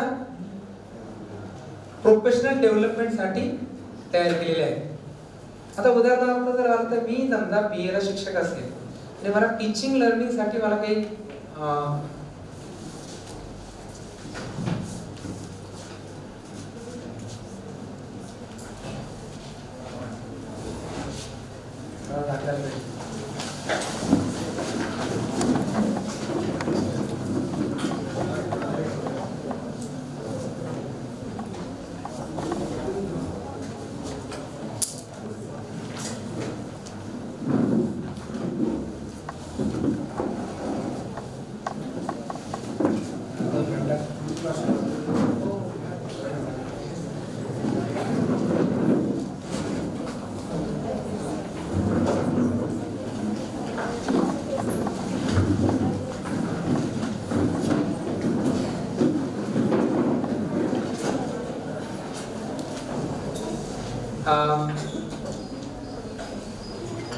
टाकेत राहिले त्यांनाही मी थोडंसं ब्रीफ करू इच्छितो या 2 गोष्टी. आपण जे काही आता मी सांगत होतो की स्वयंवरती आपण किती लोकांनी एंटरटेन केलं पाहिजे.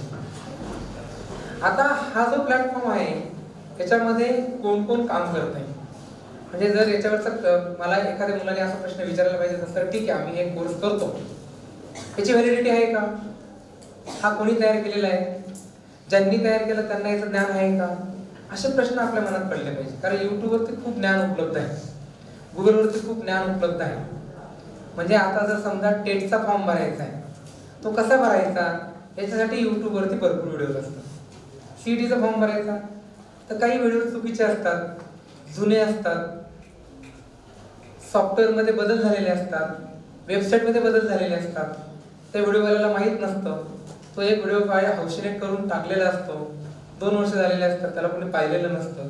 आपण ते बघत असताना तो किती नवा आहे. आणि स्वयंवरती हे सगळं बदलत असतं.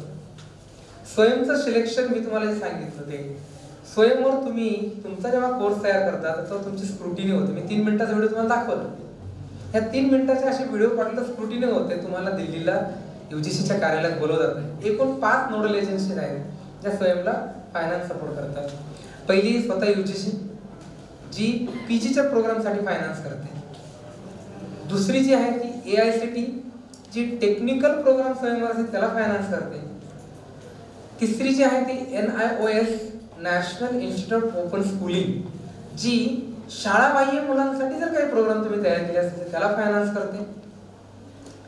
चौथी जी आहे ती NCERT जी शालांतर्गत विद्यार्थी असतील, शिक्षक असतील त्यांच्यासाठी प्रोग्राम तयार करते, त्यांना फायनान्स करते.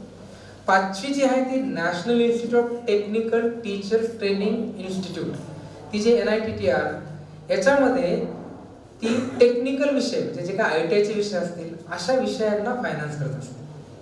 म्हणजे असे 5 या नोडल एजन्सी एकत्र मिळून स्वयंवर काम करतात. मी सुरुवातीला जो मुद्दा सांगितला तो मायक्रोसॉफ्ट आणि गुगलचा, ह्या दोघांकडनं आपण CSR घेतलेला आहे आणि स्वयं तयार केलं आहे. आणि याच्यावर विचार करा 27 लाख गुणिले 1000 किती होतात बघा.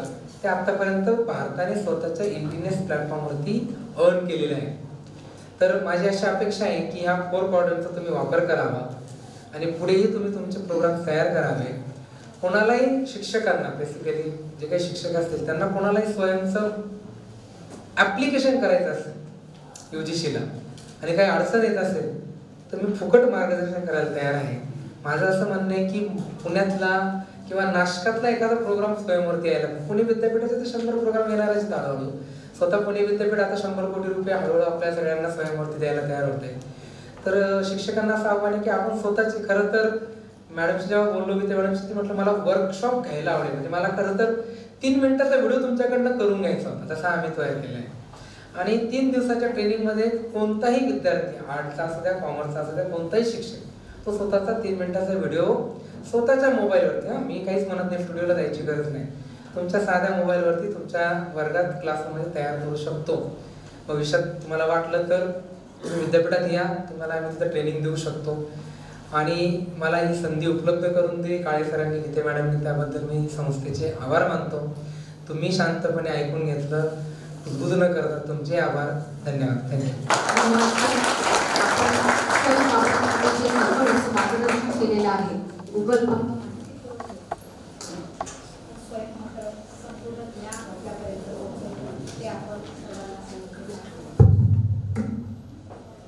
आज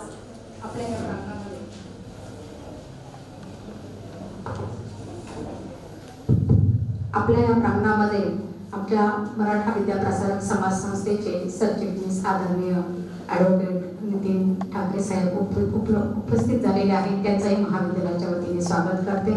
संचालक सयाजीराव गायकवाड हे उपस्थित झालेले आहेत, त्यांचेही स्वागत करते. आणि सर्व अतिथींना विनंती करते की आपण या कार्यशाळेचे उद्घाटन करावे. उद्घाटनाचा कार्यक्रम राहिलेला होता सर, उद्घाटन होणं बाकी आहे. मविप्र समाज संस्थेचे सरचिटणीस आदरणीय ठाकरे साहेब, प्रमुख अतिथी माननीय कांतीबाई तेजुपाया, अध्यक्ष महाविकास समिती, माननीय विलास दुर्जन, अध्यक्ष व्यवस्थापन समिती, माननीय सयाजीराव गायकवाड, संचालक मविप्र समाज, प्राध्यापक SK शिंदे सर, संचालक मविप्र समाज, सेवक संचालक मविप्र समाज, महाविद्यालयाचे प्राचार्य आदरणीय डॉक्टर काळे सर, वाणिज्य विभागाच्या वतीने 2 दिवसीय राष्ट्रीय कार्यशाळेचं उद्घाटन संपन्न होत आहे.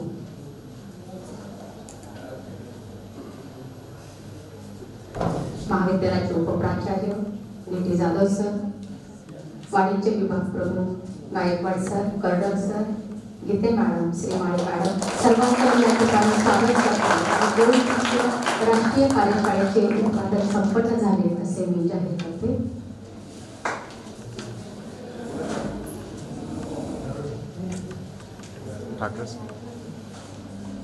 नवीन राष्ट्रीय शैक्षणिक धोरणाचे अंतिम उद्दिष्टच मुळे भारताला जागतिक ज्ञान महासत्ता बनवणे हे होते आणि नवीन राष्ट्रीय शैक्षणिक धोरणाअंतर्गत विद्यार्थ्यांच्या शिक्षणाबरोबर त्यांच्या कौशल्यावर विशेष लक्ष दिले जाणार आहे आणि त्या अनुषंगाने सर्व विद्यापीठ तयारी करत आहे.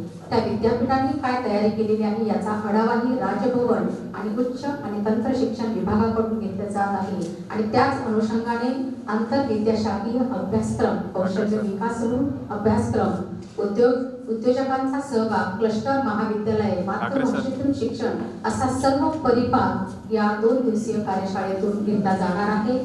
उद्घाटन संपन्न झालं. मी सर्वांचे आभार मानते. यानंतर आपण आजच्या या कार्यक्रमाच्या सत्कार समारंभाकडे जात आहोत.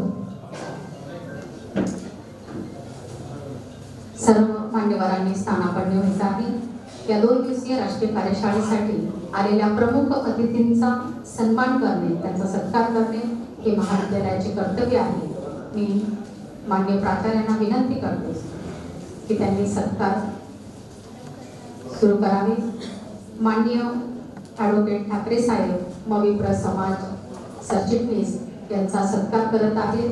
आपल्या महाविद्यालयाचे प्रमुख देणगीदार तेजूबाई सेठ ठाकरे साहेबांचा सत्कार करत आहेत.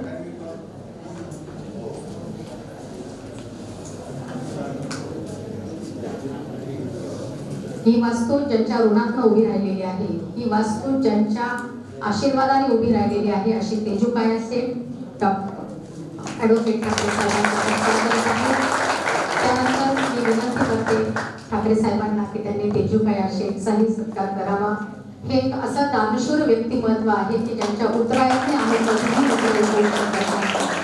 धन्यवाद. त्यानंतर मी विलास दुर्जन सरांना विनंती करते की त्यांनी संचालक सयाजीराव गायकवाड यांचा सत्कार करावा.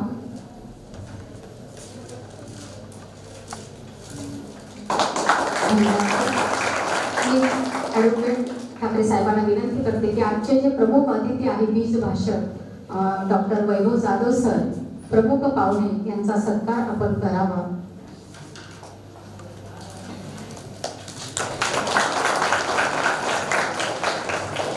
सर्व सत्कार समारंभ संपन्न झालेले आहे, पण खास सत्कार या ठिकाणी आम्ही आता संपन्न करत आहोत की 10 फेब्रुवारी या दिवशी आदरणीय सरचिटणीस ठाकरे साहेबांचा भव्य नागरी सत्कार झाला.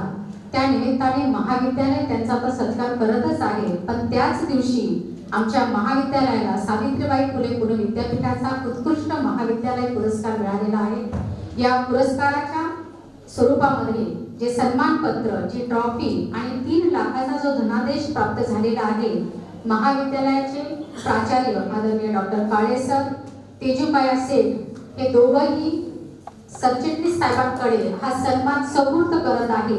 आमच्या महाविद्यालयासाठी ही खूप गौरवशाली बाब आहे. या आधीही महाविद्यालयाला ई कंटेंट पुरस्कार मिळालेला आहे, वनश्री पुरस्कार मिळालेला आहे. पुरस्काराची वेगळी आणि संस्थेकडे हा पुरस्कार सुपूर्द केला जात आहे. तेजूबाई सेठ आणि महाविद्यालयाचे प्राचार्य आदरणीय डॉक्टर काळे सर, आमच्या महाविद्यालयासाठी हे भूषण आहे, वैभव आहे. सर्वांचे धन्यवाद. यानंतर मी निमंत्रित करते अध्यक्षीय मनोगताकडे. माननीय ठाकरे साहेबांना विनंती करते की त्यांनी आपलं अध्यक्षीय मनोगत व्यक्त करावे.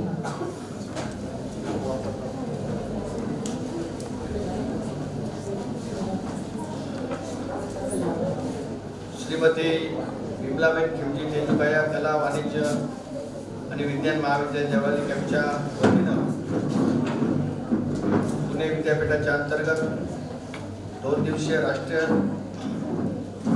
कार्यशाळेच्या उद्घाटनाच्या निमित्तानं जो विषय आपण या ठिकाणी ठेवला आहे तो राष्ट्रीय शैक्षणिक धोरणाची अंमलबजावणी 2020 आणि स्वयं बुक्स. या कार्यक्रमाला उपस्थित असलेले या महाविद्यालयाचे आधारस्तंभ कांतीबाई तेजुकाया, मराठा विद्याप्रसारक संस्थेचे संचालक डॉक्टर सायजीराव गायकवाड, व्यवस्थापन समितीचे अध्यक्ष विलासजी दुर्जळ, इथे उपस्थित असलेले संचालक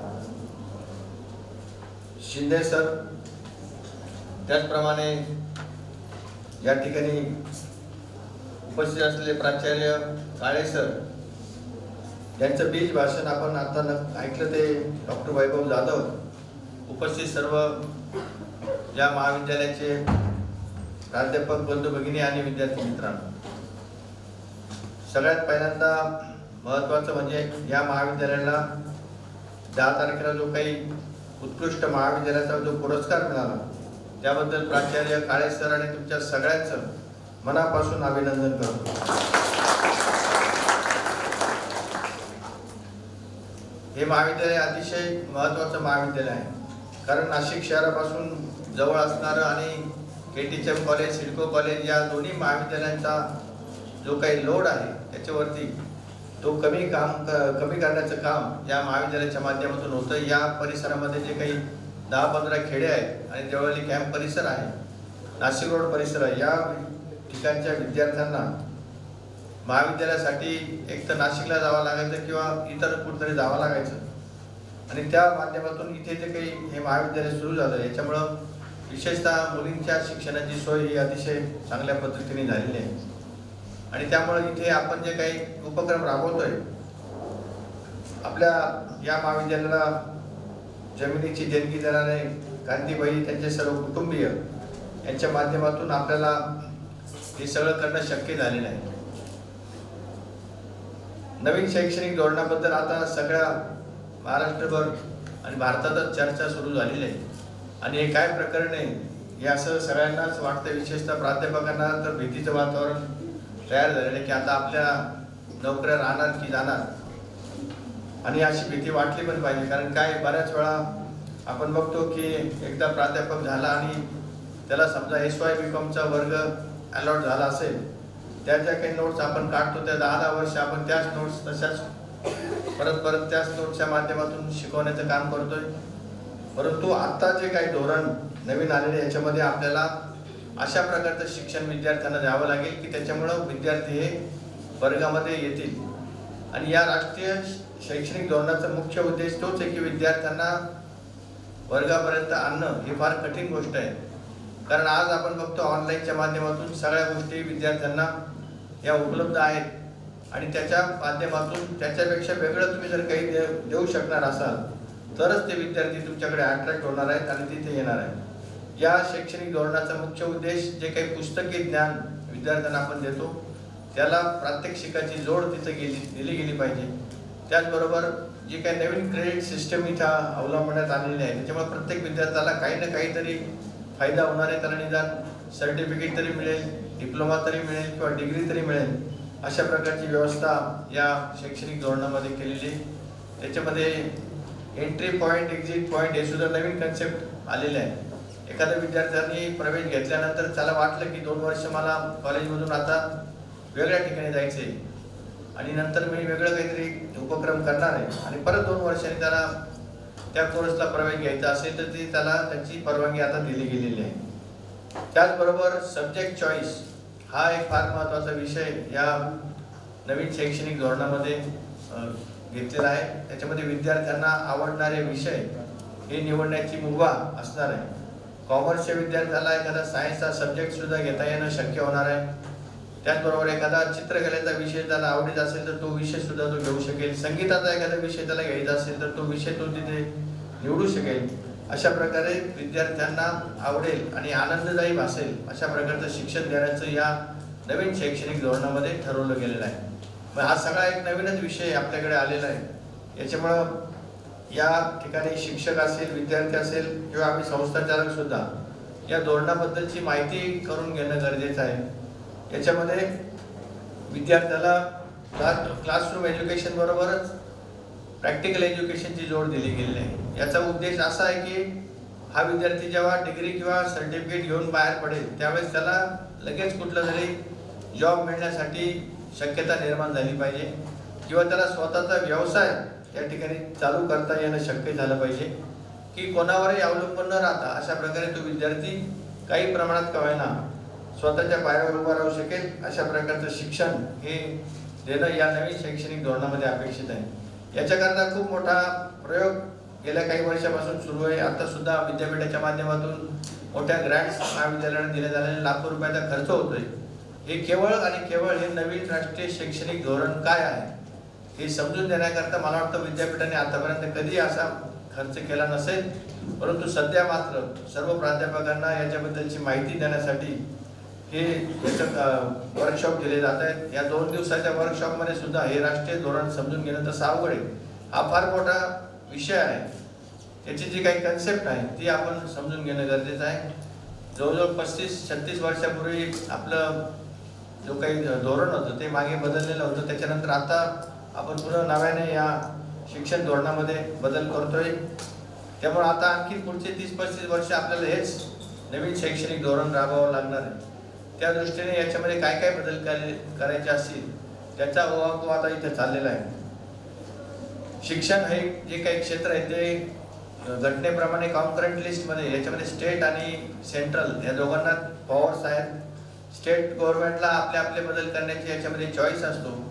त्याचबरोबर विद्यापीठ स्तरावर सुद्धा प्रत्येक विद्यापीठाची भौगोलिक परिस्थिती, त्यामध्ये येणारे विद्यार्थी या सगळ्यांना अनुसरून जे काही आपल्याला अभ्यासक्रम करायचे आहेत ते अभ्यासक्रम आपल्याला करण्याची मुभा तिथे दिलेली आहे। क्रेडिट सिस्टीममध्ये सुद्धा आपल्याला काही बदल करायचे असतील ते सुद्धा आपण या ठिकाणी करू शकतो। आपापल्या स्तरावरती आपल्याला हे बदल करण्याची परवानगी सरकारने, केंद्र सरकारने दिलेली आहे आणि त्याच्यामुळे आपल्याला काय योग्य आहे हे आपल्याला आता शोधायचं आहे आणि त्या शोध करण्यासाठी हे जे आपण आता सध्या वर्कशॉप्स घेतोय या माध्यमातून केंद्र शासनाला आपण आपले काही फीडबॅक्स देणार आहोत। त्याच्या आधारे आपल्याला आपल्या विद्यापीठामध्ये, आपल्या राज्यामध्ये काय काय शैक्षणिक बदल धोरणामध्ये करावे लागतील त्या संदर्भातली माहिती आपल्याला देणार आहे आणि त्यानंतर खऱ्या अर्थाने एक फुलप्रूफ असं एक धोरण हे तयार होणार आहे। प्रत्येक विद्यापीठाला सुसंगत असणारी ही कार्यप्रणाली आपण त्या ठिकाणी शोधणार आहोत। त्यामुळे या प्रकारामध्ये हा अतिशय इंटरेस्टिंग सब्जेक्ट असं मी म्हणेन की याच्यामध्ये जे काही फीडबॅक येणार आहेत ते विद्यार्थ्यांकडनं येणार आहेत, प्राध्यापकांकडनं येणार आहेत किंवा आणखी पालकांकडनं सुद्धा येणार आहे, शिक्षण तज्ज्ञांकडनं काही गोष्टी येणार आहेत। या सगळ्याचा परिपाक होऊन नंतर जे काही परिपूर्ण धोरण या ठिकाणी तयार होईल ते आपल्या नवीन पिढीला अतिशय मार्गदर्शक ठरणार आहे। सध्याच्या फिजिकल एज्युकेशन ज्याला आपण म्हणतो क्लासरूम एज्युकेशन, याला एक पर्याय सुद्धा या निमित्तानं उपलब्ध केलेला आहे। मध्यंतरी आपण बघितलं कोविडच्या माध्यमातून आपण ऑनलाईन पद्धतीने सर्वत्र शिक्षण दिलेलं आहे विद्यार्थ्यांना, कारण क्लासरूम एज्युकेशन शक्य नव्हतं। आता या नवीन शैक्षणिक धोरणामध्ये आपल्याला physical education as well as online education या दोन्हीची सांगड घालून हायब्रिड पद्धतीनं हे सगळं करावं लागणार आहे। मराठा विद्याप्रसारक संस्थेने सुद्धा याच्यामध्ये चांगला लीड घेतलेला आहे। तुम्हाला माहिती आहे की परवा आदरणीय शरदचंद्रजी पवार साहेब नाशिकला आले होते, त्यावेळेस सुद्धा या नवीन शैक्षणिक धोरणाबद्दल बरीच चर्चा झाली। आपल्या संस्थेच्या माध्यमातून आपण केम्ब्रिज युनिव्हर्सिटी आणि मराठा विद्याप्रसारक समाज या दोन्हींचे एक कॉम्बिनेशन करून काही कोर्सेस आपल्याला त्या ठिकाणी डिझाईन करायचे आहे। त्याचबरोबर IBM ही जी काही जागतिक स्तरावर काम करणारी कंपनी आहे, 120 देशांमध्ये काम करते, ती IBM कंपनी आणि मराठा विद्याप्रसारक यांचं सुद्धा आपल्याला टायअप करून आपल्याला अनुरूप असे काही कोर्सेस भविष्य काळामध्ये सुरू करायचे आहे आणि हे जे काही सगळं करायचे ते या राष्ट्रीय धोरणाला सुसंगत असंच काम या ठिकाणी करायचं आहे। त्यामुळं भविष्य काळामध्ये आपल्याला या राष्ट्रीय धोरणाबद्दल माहिती करून घेणं गरजेचं आहे। याच्यामध्ये हे नवीन शैक्षणिक धोरण आणण्यामागे आणखीन एक हेतू असा आहे की आपल्याकडच्या विद्यार्थ्यांना इंजिनिअरिंग क्षेत्रामध्ये किंवा इतर क्षेत्रामध्ये डिग्री मिळवल्यानंतर पोस्ट ग्रॅज्युएशन करता परदेशी विद्यापीठांमध्ये जाण्याची फार आवड निर्माण झालेली आहे। याचं कारण आपल्याकडे दिले जाणारे जे शिक्षण आहे ते त्या दर्जाचं किंवा जागतिक स्तरावर आपण टिकणारे नाही आहोत अशा प्रकारची एक भावना आपल्या भारतीय विद्यार्थ्यांमध्ये तयार झालेली आहे। त्या भावनेला आपल्याला छेद देऊन आपल्याकडे सुद्धा त्या जागतिक लेवलचं एज्युकेशन देता येऊ शकतं अशा प्रकारचा विश्वास विद्यार्थ्यांवरती निर्माण करायचा आहे। कारण या माध्यमातून लाखो करोडो रुपये आपले हे परदेशामध्ये जात आहे या शिक्षणाचे, हे पैसे जर आपल्याला इथंच आपल्या भारतामध्येच ठेवता आले तर आपल्या भारतीय अर्थव्यवस्थेला सुद्धा तो एक चांगल्या प्रकारचा बूस्ट ठरणार आहे. त्यामुळे हा सुद्धा एक हेतू या नवीन राष्ट्रीय धोरणाचा असणार आहे. त्यामुळं implementation of national education policy हा जो काही विषय आहे हा खरोखरीच एक अत्यंत महत्त्वाचा विषय आहे. येणाऱ्या काही काळामध्ये आपल्याला या विषयावरती सारखी चर्चा ऐकायला मिळेल, कारण आपल्याला हे धोरण समजून घ्यावं लागणार आहे. आपला नेहमीचा जो काही 1ली ते 4थी 5वी ते 10वी 11वी 12वी आणि नंतर डिग्री हा पॅटर्न सुद्धा या नवीन शैक्षणिक धोरणामध्ये बदललेला आहे. म्हणजे हे सगळे वेगवेगळे बदल आपल्याला या ठिकाणी सहन करावे लागतील आणि ते समजून घ्यावे लागतील. या निमित्तानं आज हे विशेष भाषण जाधव सरांनी दिलेलं आहे. आणखी 2 दिवसामध्ये बाकीचे वक्ते सुद्धा याबद्दलची माहिती सविस्तरपणे आपल्याला सांगतील. या उपक्रमासाठी, या वर्कशॉपसाठी मी मनापासून आपल्याला शुभेच्छा देतो. याच्यामधनं एक इंटरॅक्शन करून आपण हा जो काही विषय आहे तो समजून घ्यावा अशी अपेक्षा व्यक्त करतो आणि थांबतो. जय हिंद, जय महाराष्ट्र. 34 वर्षाच्या प्रदीर्घ कालखंडानंतर एक आवडीचा विषय तोही राष्ट्रीय शैक्षणिक धोरणाचा आपण सविस्तर पद्धतीने सांगितला. ऑनलाईन शिक्षणामुळे विद्यार्थ्यांना पुस्तकी ज्ञानाबरोबर प्रात्यक्षिक ज्ञान मिळवणं किती गरजेचं आहे, विषय निवडायचं स्वातंत्र्य विद्यार्थ्याला असणार आहे आणि हे सर्व शिक्षण विद्यार्थ्यांनी आनंदाने घ्यावे यासाठी राष्ट्रीय शैक्षणिक धोरण काय आहे हे समजून घेण्यासाठी आणि त्यात मुख्य भूमिका, स्वयंची भूमिका काय आहे हे समजून घेण्यासाठी असलेला आपला हे कार्यशाळा आहे. यासाठी सरांनी आपल्याला खूप साऱ्या शुभेच्छा दिलेल्या आहेत. धन्यवाद सर. आणि याचबरोबर भविष्यात नोकरीच्या संधी काय आहेत तर IBM सारखी कंपनी आणि त्याच्याबरोबर आपलं होणारं टायप हे आपल्यासाठी खूप मोठा आशावाद आहे. मी सरांचे धन्यवाद मानते. त्यानंतर आपल्यामध्ये उपस्थित असलेले रमेश बाबा पिंगळे यांचंही मी महाविद्यालयाच्या वतीने स्वागत करते. प्राचार्यांना विनंती करते की त्यांनी पिंगळे सरांचं स्वागत करावं.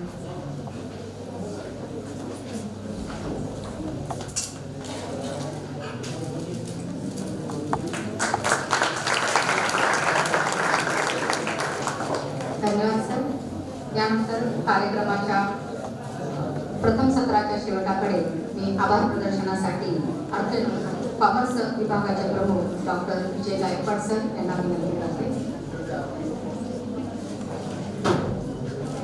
सन्माननीय व्यासपीठ, सावित्रीबाई फुले पुणे विद्यापीठ आणि श्रीमती विमलाबाई खेमजी देशमुख महाविद्यालय यांच्या संयुक्त विद्यमानाने आज आपल्या इथे 2 दिवसीय राष्ट्रीय कार्यशाळा स्वयं या विषयावरती आयोजित केलेली आहे.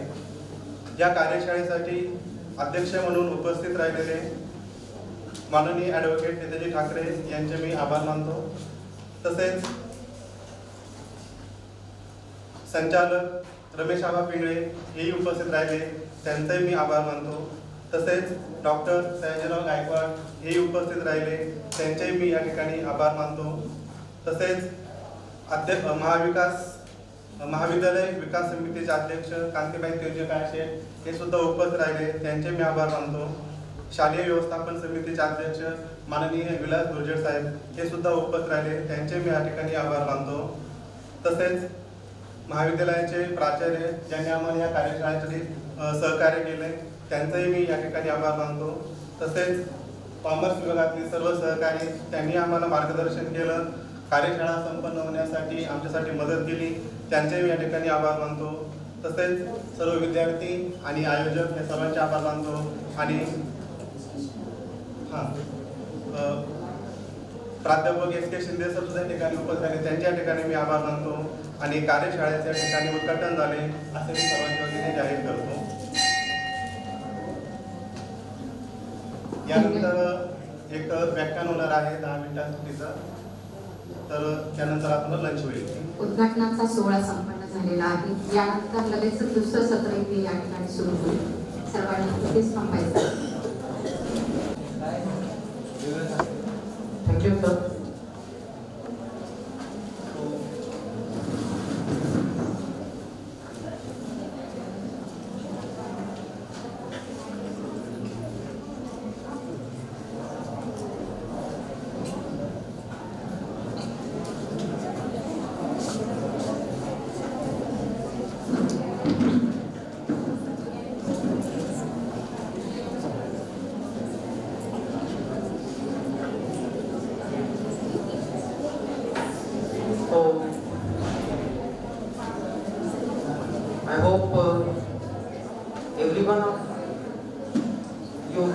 here understands Marathi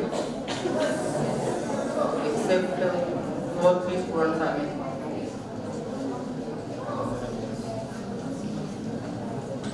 नमस्कार.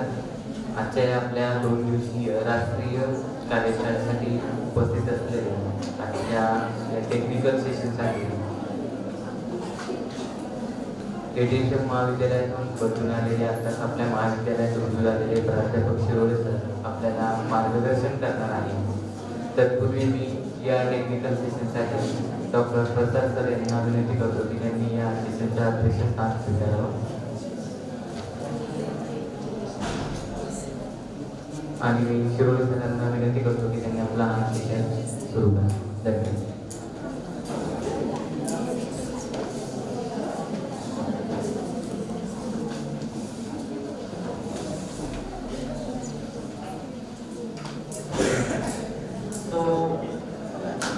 Please don't mind if I shuffle between languages for those who don't understand Marathi. Please request, okay? So I have been studying NEP since last 1 year or so, and how it started back in 2017. त्याचा प्रवास हा 2017 पासून सुरू झालेला आहे. कस्तुरी रंगन सरांच्या अंडरची committee झाली, त्यांनी केंद्र शासनाला सांगितलं, नंतर केंद्र शासनाने राज्य शासनाला सांगितलं, राज्य शासनाने नंतर रघुनाथ माशेलकरांच्या अंडर कमिटी नेमली, त्यांनी ड्राफ्ट दिला, परत अकॅडमिक फ्रेमवर्क साठी एक नवीन कमिटी राज्य शासनाने केली रवींद्र कुलकर्णींच्या अंडर, आणि ही सगळी प्रक्रिया होत डिसेंबर 2022 उजाडलं, आणि डिसेंबर 2022 मध्ये शेवटी महाराष्ट्र राज्य शासनाने एक अध्यादेश आणला, आणि त्या अध्यादेशात त्यांनी सांगितलं की आता नवीन राष्ट्रीय शैक्षणिक धोरण 2023-24 पासून सर्व विद्यापीठ आणि महाविद्यालयांनी इम्प्लिमेंट करावं. तर खूप टेक्निकल गोष्टी आहेत, पूर्ण 2 दिवसाचं वर्कशॉप लागेल एवढं सांगता येईल NEP विषयी, आणि मी स्वयंवर NEPचा कोर्स चांगल्या मार्कांनी उत्तीर्ण केलेला आहे, कारण त्याच्यात खूप टेक्निकल गोष्टी पण आहेत. पण मला खूप टेक्निकल गोष्टींमध्ये जायचं नाही, कारण इथं शिक्षक आणि प्रशासनातले फारसे कोणी उपस्थिती तुलनेने कमी आहे, विद्यार्थी जास्त आहे. तर विद्यार्थ्यांसाठी काय ते मी सांगतोय. So I am going to explain NEP from students point of view. So आणि जेव्हा मी या सगळ्या पॉलिसीचा अभ्यास केला तेव्हा माझ्या एक प्रश्न मला असा पडला की जे मोठे लोक आहेत, कस्तुरी रंगन असतील किंवा माशेलकर सर असतील किंवा इतर जे आहेत सर्व शिक्षण तज्ञ, त्यांनी नेमका काय विचार केलाय. तर एका वाक्यात जर मला NEP सांगायचं असेल तर ते असा विचार त्यांनी केलेला आहे की NEP हे इंटरडिसिप्लिनरी, मल्टीडिसिप्लिनरी, इंट्राडिसिप्लिनरी या सगळ्या गोष्टींवर फोकस करणार आहे. So NEP focuses on all disciplines at a time. So that is the main change that is going to happen. आणि हा विचार त्यांनी का केला असेल, हा याही प्रश्नाचं उत्तर मी शोधण्याचा प्रयत्न केला. So the main, if I could play the video. Okay,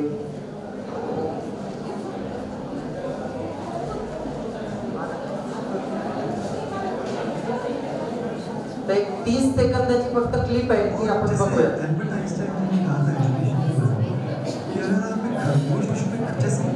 So please pay attention. This is only a 30 seconds clip. और जैसे एल्बर्ट आइंस्टाइन जी ने कहा था एजुकेशन के बारे में कि अगर आप एक खरगोश को, एक मछली को, एक हाथी को, एक बंदर को, सबको एक लाइन में खड़े कर दीजिए और उनको एक ही एग्जाम दीजिए कि आप सबको पेड़ पर चढ़ना है, तो मछली तो आत्महत्या कर लेगी क्योंकि पेड़ पर चढ़ नहीं पाएगी. बंदर तो रैंक 1 आ जाएगा. खरगोश कोशिश करेगा लेकिन वो कहाँ, वो तो जमीन पर भाग पाता है. तो मछली, खरगोश, हाथी, बंदर की तुलना कहाँ है? सब में अपनी अपनी क्षमता है, सब में अपनी अपनी स्ट्रेंथ है, सब में अपनी अपनी विशेष, सबको एक तोहफा दिया है. I love. I'll replay it because it is only of 30 seconds. और जैसे एल्बर्ट आइंस्टाइन जी ने कहा था एजुकेशन के बारे में कि अगर आप एक खरगोश को, एक मछली को, एक हाथी को, एक बंदर को, सबको एक लाइन में खड़े कर दीजिए और उनको एक ही एग्जाम दीजिए कि आप सबको पेड़ पर चढ़ना है, तो मछली तो आत्महत्या कर लेगी क्योंकि पेड़ पर चढ़ नहीं पाएगी. बंदर तो रैंक 1 आ जाएगा। खरगोश कोशिश करेगा लेकिन वो कहाँ, वो तो जमीन पर भागता है। तो मछली, खरगोश, हाथी, बंदर की तुलना कहाँ है? सब में अपनी अपनी एक क्षमता है, सब में अपनी अपनी एक स्ट्रेंथ है, सब में अपनी अपनी विशेषता, सबको एक तोहफा दिया है। I love. So this is the answer that I found. New education policy identifies skills in each and every student and opens a portfolio of courses so that they can select the courses that they want to pursue their education. Now, there are two main objectives of implementing NEP. So first objective is to increase gross enrollment ratio, and second objective, indirectly it is the second objective, is to decrease the dropout rate. आता जे शिक्षणातून बाहेर पडण्याचं जे प्रमाण आहे ते कमी करायचं आहे, तर त्याच्यासाठी शिक्षण तज्ञांनी काय विचार केलेला आहे? They have identified multiple entry and exit points. कुठूनही कुठं शिक्षण तुम्हाला सुरू करता येईल आणि कुठेही एक्झिट होता येईल. म्हणजे असं नाही की तुम्ही आता फर्स्ट इयर कंप्लीट केलं समजा BSc तुम्हाला कुठलीच डिग्री मिळणार नाही असं नाहीये. You get some degree, you can continue the education. So these are technical things, पण हे लक्षात ठेवा कुठूनही शिक्षण सुरू करता येईल आणि कुठेही एक्झिट होता येईल. So that will decrease the dropout rate and it will increase the gross enrollment ratio. जो 13% आहे आता तो त्यांना 50% पर्यंत न्यायचा आहे. Okay, so coming to the main point. Our main theme of my presentation is this. There is a section 24 in new education policy which emphasizes on online and digital education. See, the theme of this very particular workshop is Swayam and MOOCs with reference to NEP 2020. Okay, so online and digital education is highly emphasized in NEP, and there is one entire section 24 in new education policy. So what they are suggesting is to have a digital infrastructure, online platforms, content creation, dissemination, virtual labs, etc., etc. So the main problem that the experts in education have identified is that there is no funding agency right now just to fund technological upgradations at college level. फक्त पूर्वी UGC CP होतं, पण एक special अशी body नव्हती की जी national लेवलला national educational म्हणजे टेक्नॉलॉजीसाठी काही फंडिंग दिली. तर त्यामुळे सेक्शन 23 मध्ये न्यू एज्युकेशन पॉलिसीमध्ये त्यांनी ही प्रोव्हिजन आणलेली आहे की जशा ॲपेक्स बॉडीज आहेत इतर, तशीच एक नवीन ॲपेक्स बॉडी येते, तिचं नाव आहे NETF, National Educational Technology Forum, and it will provide funds and so it will also control the implementation of technology at college level.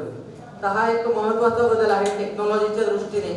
येत्या काही दिवसात याची स्थापना होईलच, national educational technology forum, by which all this implementation of online courses and other things will be smoothed out. फक्त असं म्हणून चालणार नाही की न्यू एज्युकेशन पॉलिसीमध्ये ऑनलाईन याला भर दिलेला आहे, पण त्यासाठी त्यांनी म्हणजे एक ॲपेक्स बॉडी सुद्धा तयार केलेली आहे that will take care of this. तर कॉलेजेसचं भवितव्य थोडंसं ऑटोनॉमीकडे जात आहे. न्यू एज्युकेशन पॉलिसीमध्ये हे दिलेलं आहे की every college will have autonomy, means they can design their own courses, implement this. So this is the one concept which I found that it is implemented in IITs. It is a network-driven curriculum. So whenever even at this college it is possible to implement this, provided number of students is reasonable. त्यामुळे या सगळ्या संकल्पना आहेत. It is a network-driven curriculum. हे थोडं शिक्षकांसाठीच आहे, विद्यार्थी जास्त आहे म्हणून I not focus on this. So these are the various things I have been doing since last say 7 to 8 years. I'm very much into technology. I have developed some open education resources which are available on repositories. I have developed Android apps. I also course on Udemy. I also developed a course on NPTEL or SWAYAM, you can say. and there are so many other things. Some are of administrative part, so not go into much details. One of my Android app which we got good response is this. Like anyway, not go here. Oh, so I come back to this slide where what are the technologies that we can use to really make the classroom interactive. Swayam is one thing, but watching just videos and is or learning something is not going to help. So teachers must use some advanced technologies. So what are the advanced technologies we can talk about? They are virtual reality, augmented reality, merged reality, and artificial intelligence is now the latest technology or latest thing in technology that is happening. And if possible, you may search in your spare time ChatGPT versus BART.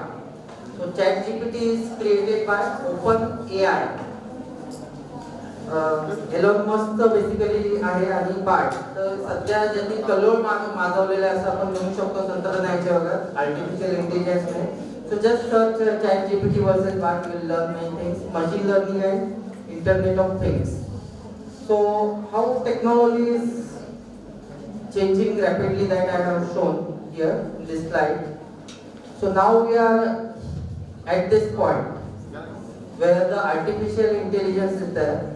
And what is going to happen is just difficult to imagine after 2200. So that's the things, how technology is affecting.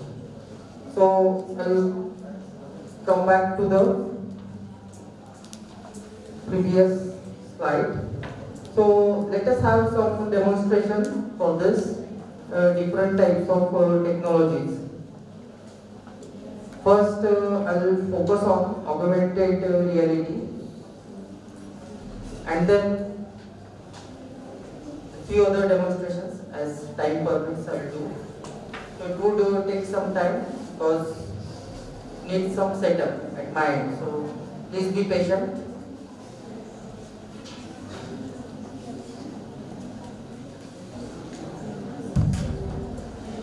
So as I said, I'm not just, I've been using this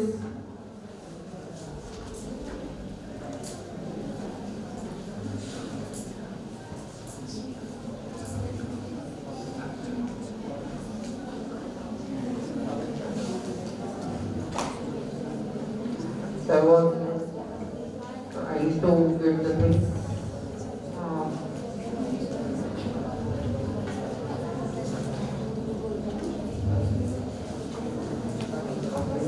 So few things are useful for students and few are useful for teachers as well. So let me connect it to Wi-Fi.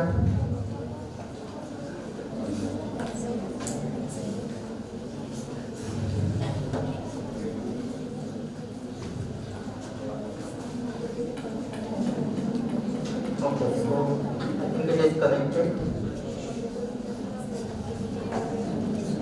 I want to screen mirror my phone, so for that purpose I will use some application.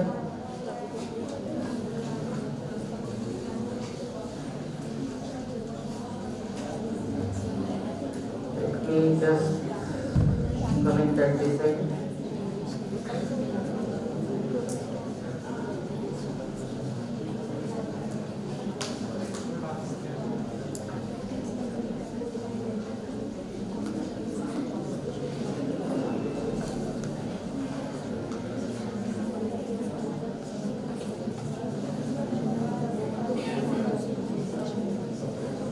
Would not take more than a minute. Okay.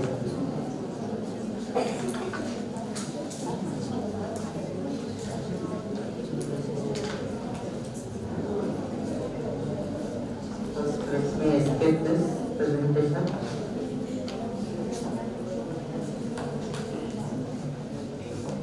So my phone is now connected.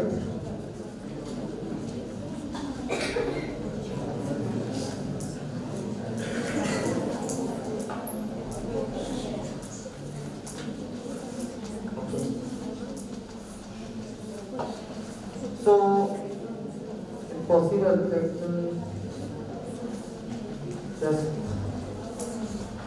come back to the slide. So first illustration that I will give is of augmented reality. Now there are three types of reality: virtual reality, augmented reality, and merged or mixed reality, we can say. So VR, AR, and MR. These technologies are changing the scenario of education, and in coming times we can see that they will be used in our classrooms. Okay. So what is augmented reality? What does the word augment mean? Augment means adding something to the reality. Okay. So in very simple words. So those things. I'll come back to the phone. Okay.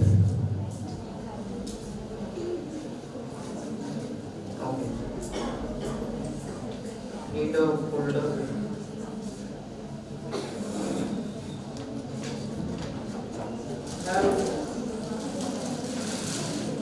Am I audible? So I have many demonstrations, but I will go through very few demonstrations.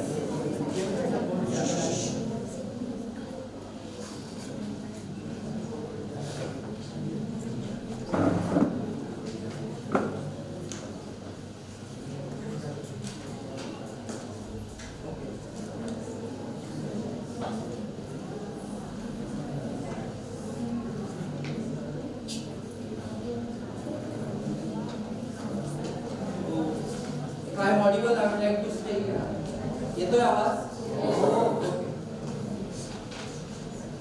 Just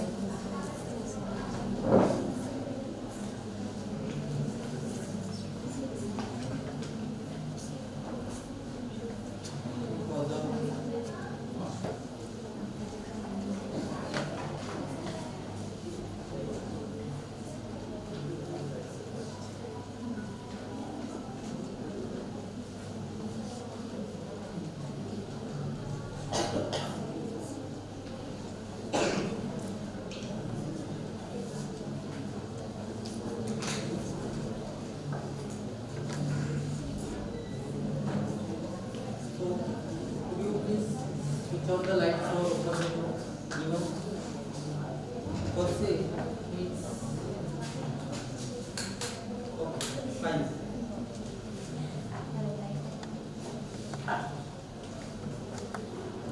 So see, what I am having is simply a paper, and now you can see the structure of methane.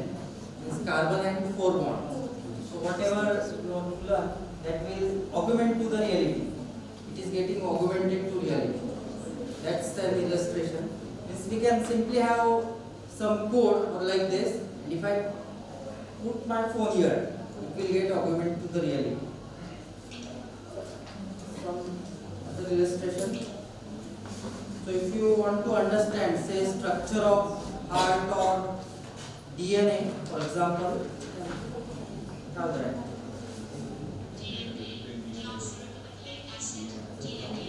I don't know whether see, DNA gets added to the paper, and now I can rotate it, play with it like this. So there are many illustrations for physics. You can explore telescope, other instruments, vernier caliper, microwatch, etc. But this is how we can use augmented reality. Now the application of augmented reality is not only in higher education, but it is also in school or primary education also. So I know some of the schools where they are using these technologies. So let me just show you. There is not enough time to illustrate this, but this is simply an example of how water cycle works. So I'll put my phone here, and the animated content for water cycle will get played on the screen. For school education, if I can find. So the technology is quite advanced, and my one of student, Manas Gadre, has developed Android application based on augmented reality, and he is a very, you can say, advanced developer of technology. Basically, he is an engineer, and out of his interest in mathematics, he has done MSc in mathematics, and he has developed these apps.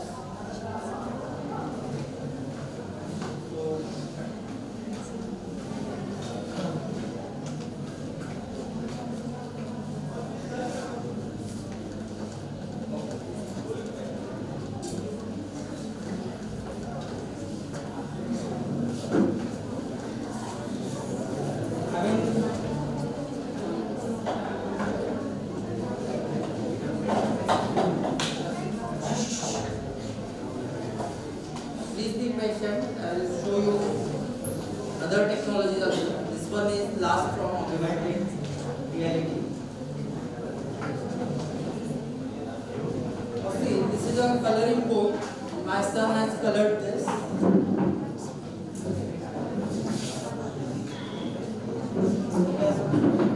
See, I can fix it now. It has even identified the colors. जे काय त्यांनी रंग दिलेले ते पण आयडेंटिफाइड झालेले. Now it is augmented to reality. I can move my phone. I can play with this. Take it. See.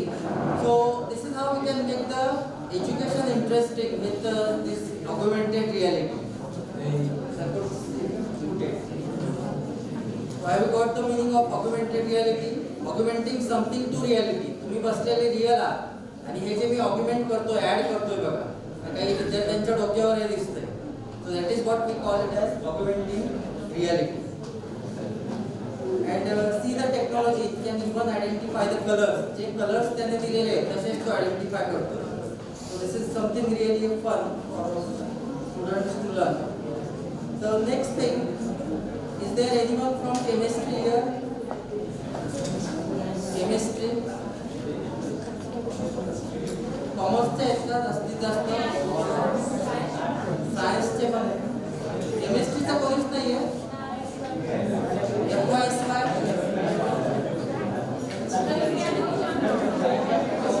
Teachers are there.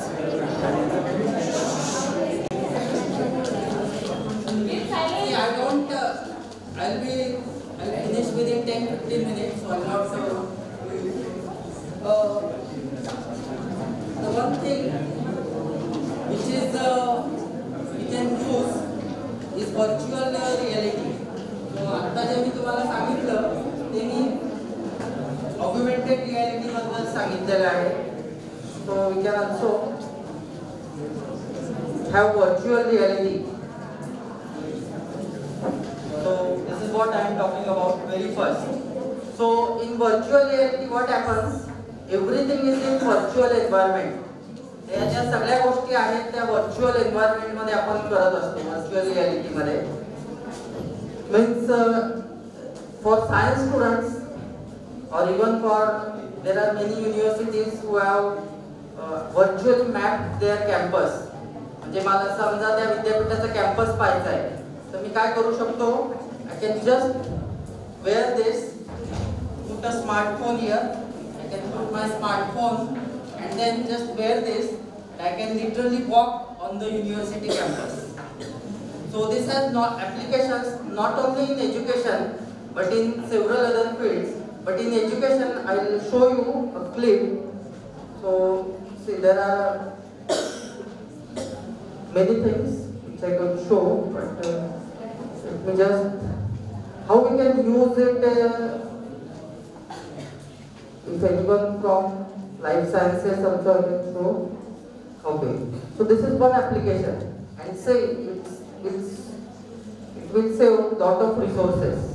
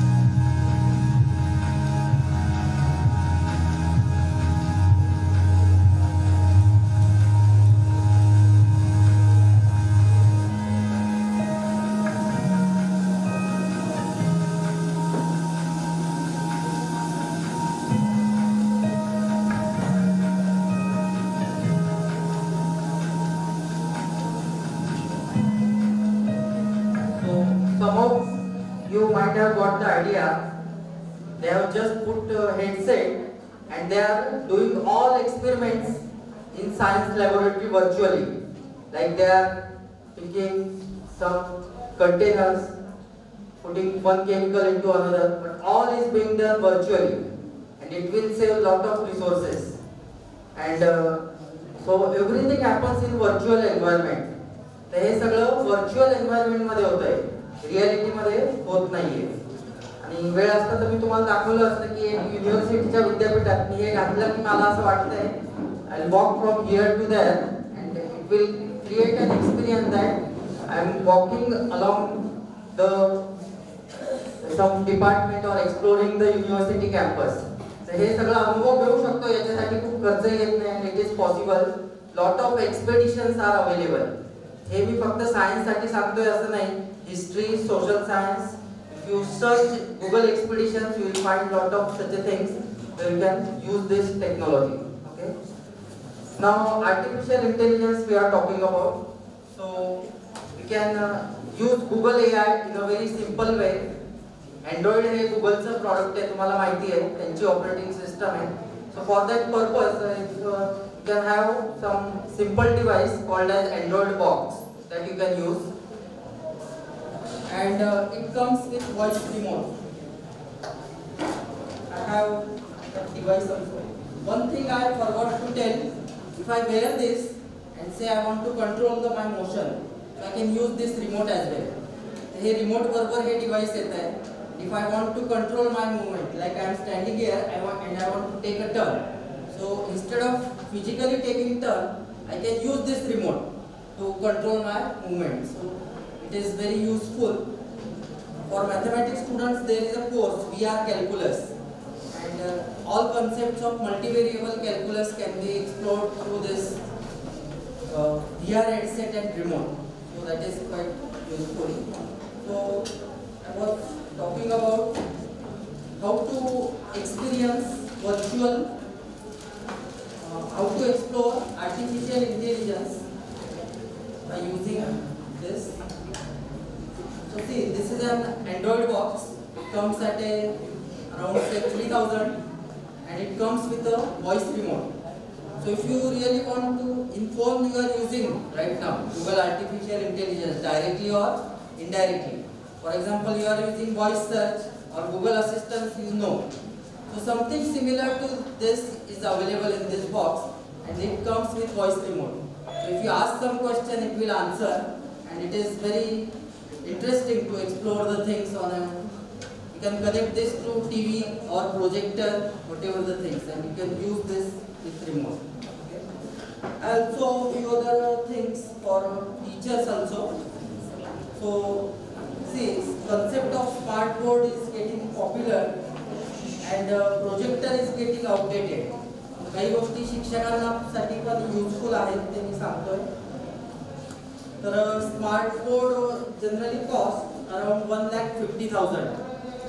तर त्याच्याऐवजी आता LED पॅनल येत आहेत, त्याची पण किंमत तेवढीच आहे.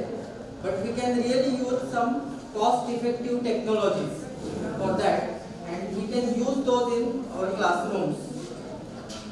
So let me just connect.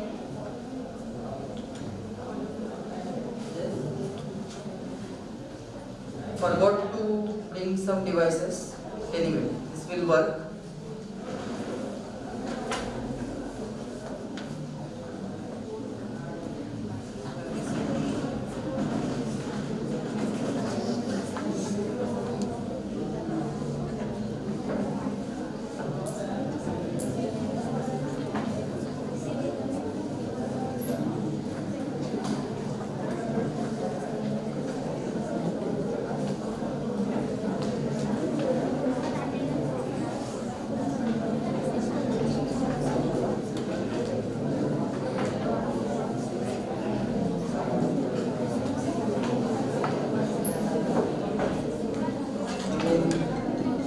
Firefox, so I don't know how to make it full screen. Anyway, so see, this is a very simple device. It is called as air mouse. I can control everything with this air mouse. So suppose I want to do an experiment on pendulum. So I can literally do it. And all the readings and other things will be available. And many other things are possible. So I want to gain control. I want to give more jerk. Then it will happen. You can increase the weights. Do many things. So this is for physics. There are several applications. I have hundreds of such tutorials which I have downloaded. Then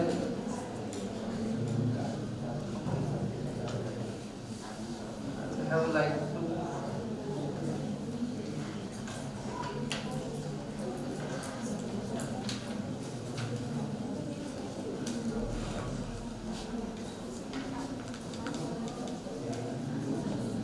so concept of molarity, for example, if you want to increase, and how the molarity changes when we mix solutions and other things. There are also for English language, and also couple of things are for history I have. So one last thing which I can show you is how we can make the classroom more interactive by using very simple technologies. I will increase number of particles.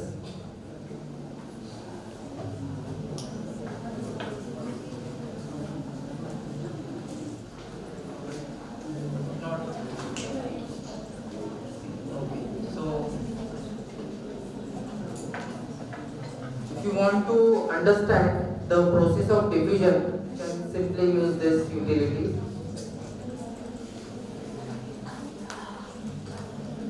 I could literally control the things with this. One last thing for this type is, see, it has got many applications.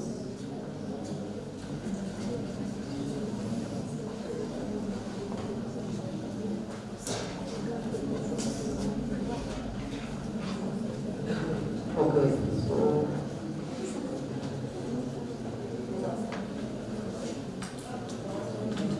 for example, if I want to explain projectile motion, I can use this remote.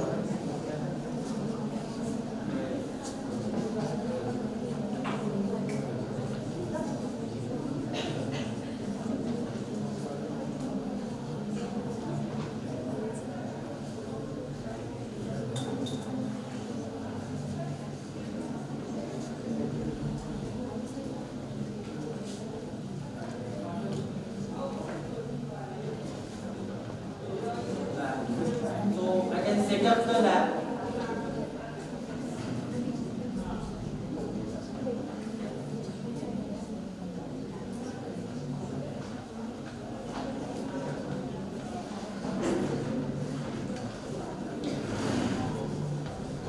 We just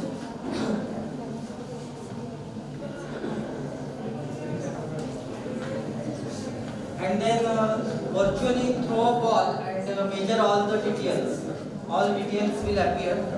Would take another 1 minute.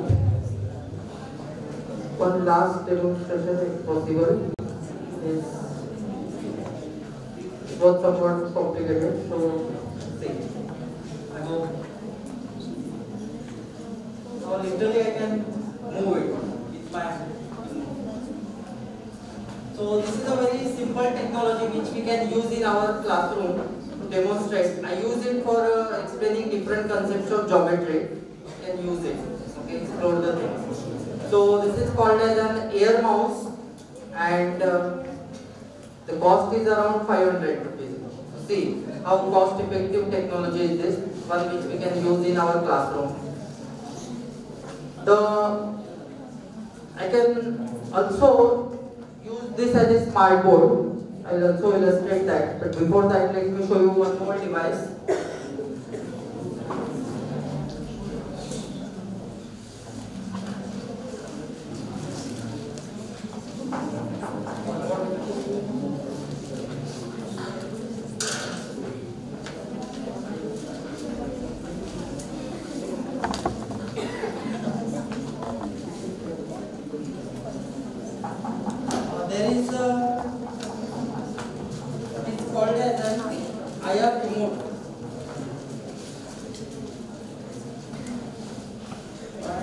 with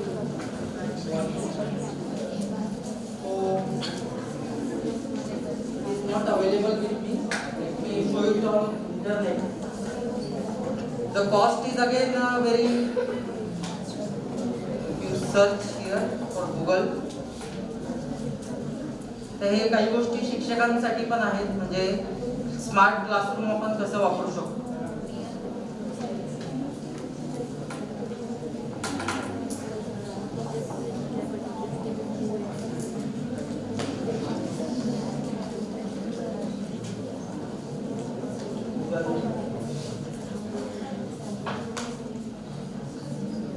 IR pen and VI remote that is not okay. So search it Google.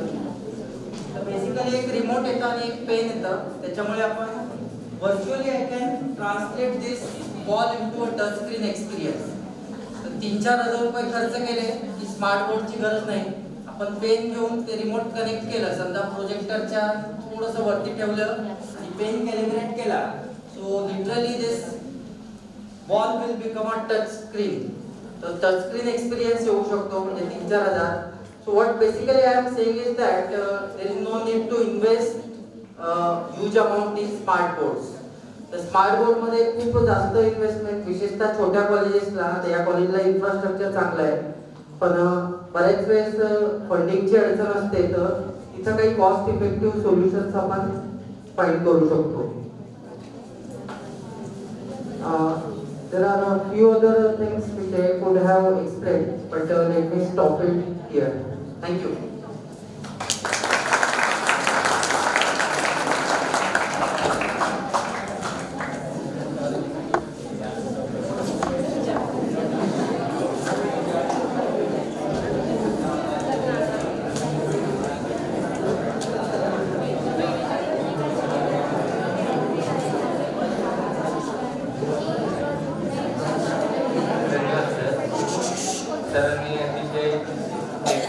Technology based session घेतलेला आहे.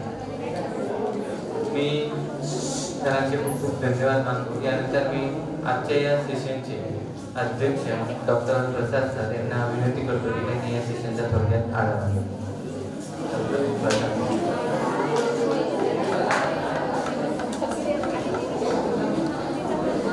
Good morning.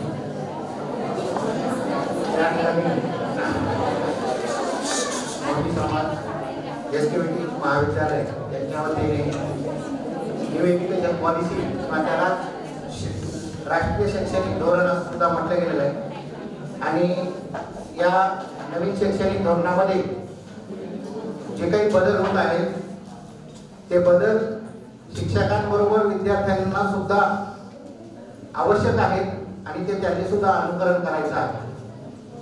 सरांनी या नवीन education पॉलिसीमध्ये जी काही नवीन technology येत आहे शिक्षण क्षेत्रामध्ये ते सगळी विद्यार्थ्यांबरोबर सुद्धा शिक्षकांनी सुद्धा ती अनुकरण केली पाहिजे, आत्मसात केली पाहिजे. हे सगळ्यात महत्त्वाचा भाग आहे. त्यांनी जे काही इन्स्ट्रुमेंट दाखवलेले आहेत हे सगळे जे इन्स्ट्रुमेंट आहेत जे आता सध्याच्या परिस्थितीमध्ये गेम खेळतात मुलं, ते याचा खूप मोठ्या प्रमाणामध्ये वापर करतात. आणि साधारण आपण जर बघितलं तर वय वर्ष 12 ते 25 वर्ष वयापर्यंतचे जे विद्यार्थी आहेत हे सगळे या टेक्नॉलॉजीशी सगळ्यात जास्त रिलेटेड आहेत. परंतु नंतरच्या काळामध्ये आपण जर बघितलं तर कोरोना काळामध्ये ज्या शिक्षकांनी सुद्धा ऑनलाईन प्लॅटफॉर्म वापरला नव्हता, त्यांनी सुद्धा ऑनलाईन प्लॅटफॉर्म वापरला, विद्यार्थ्यांनी सुद्धा ऑनलाईन प्लॅटफॉर्म वापरला. आणि त्या ऑनलाईन प्लॅटफॉर्मच्या माध्यमातूनच आपण जर विचार केला तर या ज्या काही नवीन शैक्षणिक धोरण येत आहे या नवीन शैक्षणिक धोरणामध्ये सगळेच बदल हे अपेक्षित आहेत. आणि म्हणून सरांनी जी काही नवीन टेक्नॉलॉजी कशी येत आहे त्या संदर्भात आपल्याला माहिती केलेलं आहे. आणि म्हणून जसं आता बघितलं की स्वयंच्या संदर्भात चालू आहे, तर स्वयं हे विद्यार्थ्यांना तुम्ही तुमच्या मोबाईलवरून, तुमच्या लॅपटॉपवरून, तुमच्या घरून तुम्ही शिक्षण घेऊ शकता.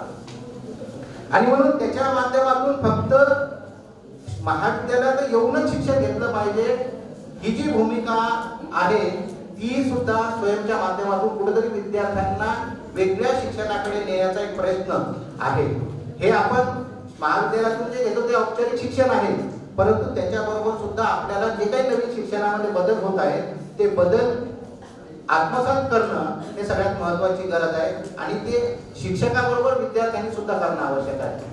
आता बऱ्याच आपण जर बघतो की आजकालचे विद्यार्थी असो की या सर्वसामान्य नागरिक असो, मोबाईलचा वापर फेसबुक, व्हॉट्सअप, इंस्टाग्राम, ट्विटर यासाठीच करत आहे.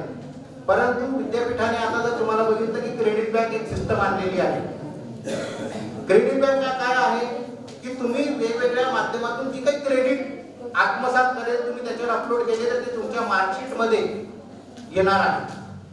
म्हणजे आता जसं आपण बघितलं की आपल्याला 140च क्रेडिट पाहिजे, तुम्हाला जर वाटलं तर तुम्ही जर वेगवेगळ्या माध्यमातून वेगवेगळ्या कोर्समधून जर त्याच्यामध्ये क्रेडिट इन्क्लूड केले तर तुम्हाला जे आता आपण म्हणतो की मला 60% पडले तर ते क्रेडिट मिळाले तर तुम्हाला 80% मार्क पडतील.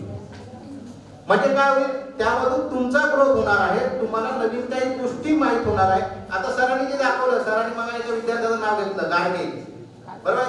त्यांनी तुम्ही तो अँग्री बर्ड गेम पाहिला असेल, तो अँग्री बर्ड गेम त्यांनी डेव्हलप केलेला आहे. म्हणजे साधारणतः आपण जर बघितलं तर वेगवेगळे विद्यार्थी वेगवेगळ्या माध्यमातून काही ना काही करू शकतात. सरांनी जे काही आता सगळं टेक्निकल सांगितलं तर कदाचित कॉमर्सचे विद्यार्थी असतील, सायन्सचे विद्यार्थी असतील, जे कम्प्युटरशी रिलेटेड नाही आहेत त्या विद्यार्थ्यांना थोडं हार्ड वाटलं असेल, कारण मला सुद्धा वाटलं. परंतु ही गोष्ट अलीकडच्या काळामध्ये सगळ्यांनी आत्मसात करणं अत्यंत गरजेचं आहे. आणि म्हणून सरांनी जी काही टेक्निकल आपल्याला काही व्हिडिओ असेल किंवा काही प्रात्यक्षिकं करून दाखवली, त्या प्रात्यक्षिकाच्या मागचा हेतूच जो आहे की विद्यार्थ्यांनी सुद्धा या सगळ्या गोष्टीकडे लक्ष गांभीर्याने देणं गरजेचं आहे. आणि म्हणून सरांचं मी या सत्रामध्ये खूप मनपूर्वक स्वागत करतो आणि आभार पण मानतो की त्यांनी सगळ्यात चांगल्या प्रकारे विद्यार्थ्यांना मार्गदर्शन केलेलं आहे. धन्यवाद सर.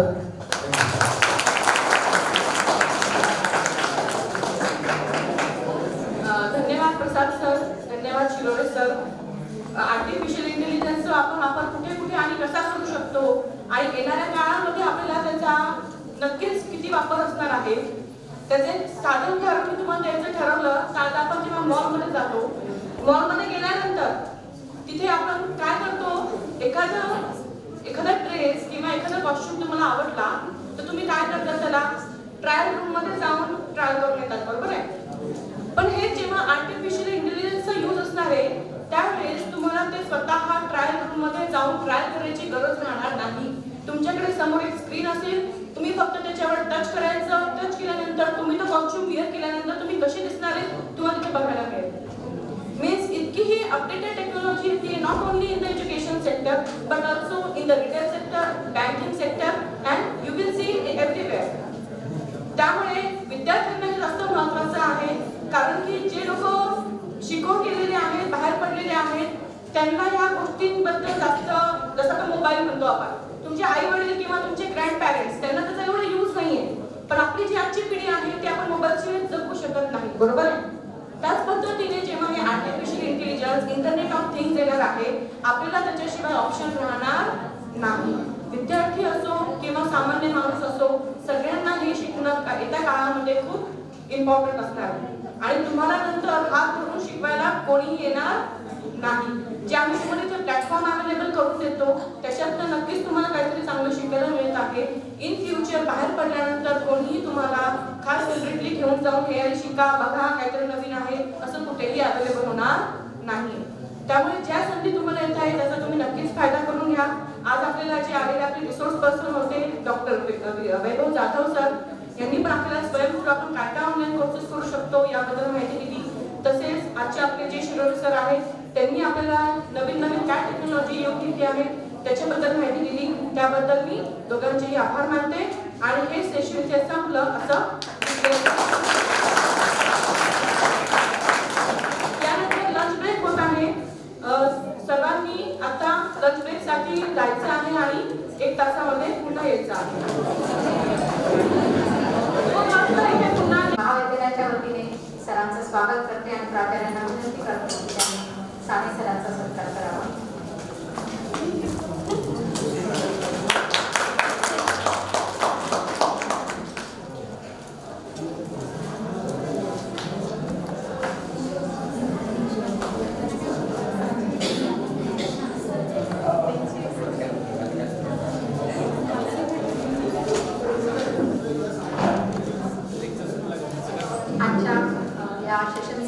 प्रमुख वक्ते आहेत साने सर.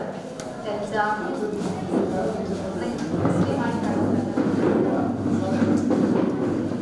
परिचय श्रीमाणी करून देत आहे.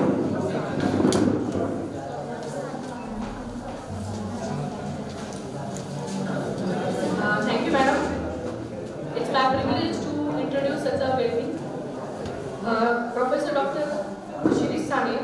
To talk about his educational qualifications, he has obtained bachelor's degree in computer engineering from the Pune Institute of Computer Technology in 1987. Then he worked as a software engineer in a well-known company that is Algorithms Computer Software Consultant in Pune. With his passion in 1988, he had joined educational institute that is Ekewak Institute of Engineering and Education and Research Center. He has also obtained M.Tech degree in Computer Science and Engineering from the Institute of Technology that is IIT Mumbai. He is the first candidate being awarded as the PhD in Computer Engineering from Savitribai Phule University. Since the year 2005, he is working as Vice Principal of Ekewak Institute and Research Center, Nasik, and since 2011, he is also the member of Board of Studies of Ekewak Education Society, Nasik. To talk about him, he also has the past chairman of Board of Studies in Computer Engineering, Savitribai Phule University. He is also being awarded as the Best Teacher as well as the Best HOD award from Mumbai in 2017. He is also approved PhD guide and postgraduate teacher in computer engineering field. We are very fortunate to have a lecture of such a great honor of thing. Thank you so much.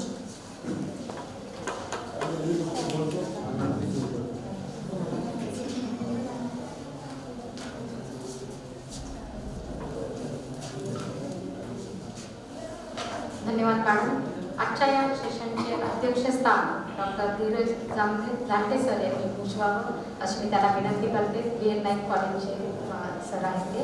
त्यानंतर प्राचार्य आलेल्या प्रमुख अतिथी परत माहिती देत आहे. मी सरांना विनंती करतो. जामटे सरांचं स्वागत. आजच्या या सेशनचं अध्यक्षस्थान जामटे सरांकडे.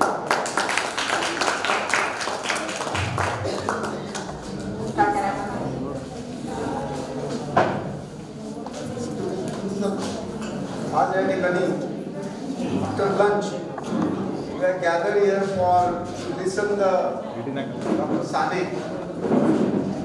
Actually खरं म्हणजे साने सरांची ओळख मॅडम मी बरं टेक्निकल करून दिली होती HOD वगैरे. पण गेल्या 86-87 मध्ये आय नो की ज्या वेळेस BCS आताच BSc कॉम्प्युटर BCA वगैरे असतं त्यावेळेस BCS म्हणून बॅचलर ऑफ कॉम्प्युटर सायन्स सुरू झालेलं होतं. And there is a lack of teachers. Computer सायन्सचे टीचरच नव्हते. त्या दरम्यान Sane sir computer science Pascal, आता तुम्हाला पास्कल ही लँग्वेज माहीत नसेल, बेसिक लँग्वेज, कोबॉल लँग्वेज अशा लँग्वेज शिकून नंतर C, नंतर C++ अशा लँग्वेज ते 85-86-87च्या दरम्यान आहे. तर त्यांची ही ओळख आहे.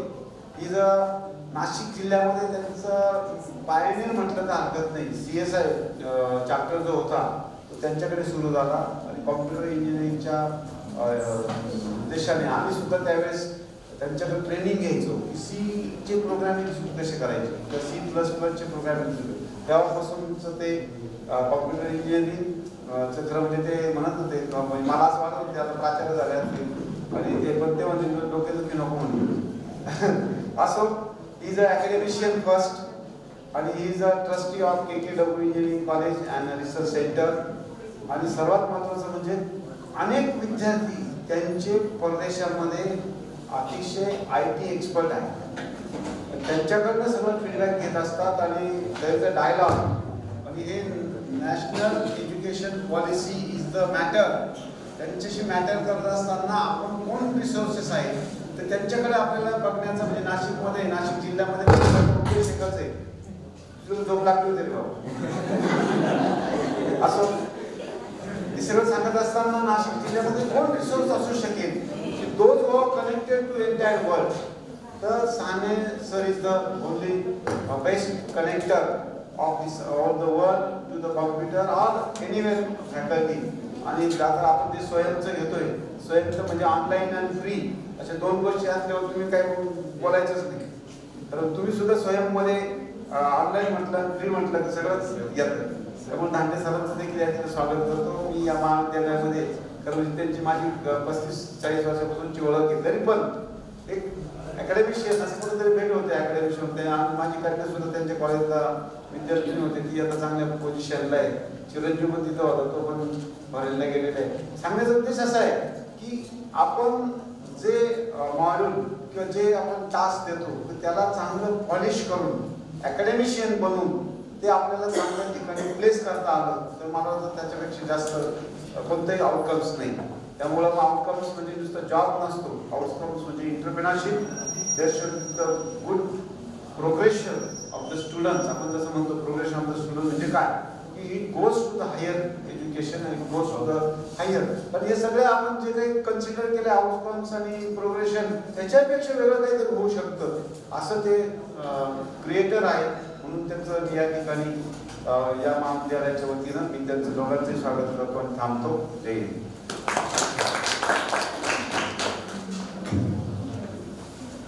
धन्यवाद सर. त्यानंतर साने सरांची विनंती करते की त्यांनी आपलं मार्गदर्शन सुरू करा.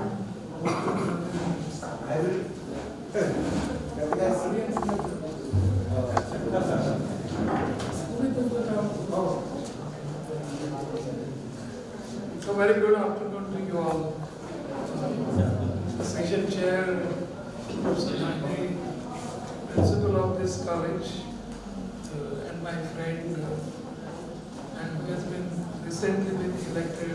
All of you know I congratulated him formally today because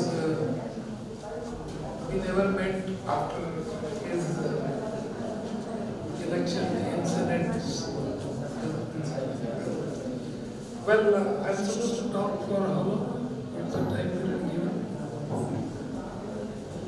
Audience ने ठरवा medium of instruction माझी भाषा तुम्ही ठरवा. मला मराठी पण चालेल, इंग्रजी पण चालेल. You need to tell me in what language I am supposed to speak.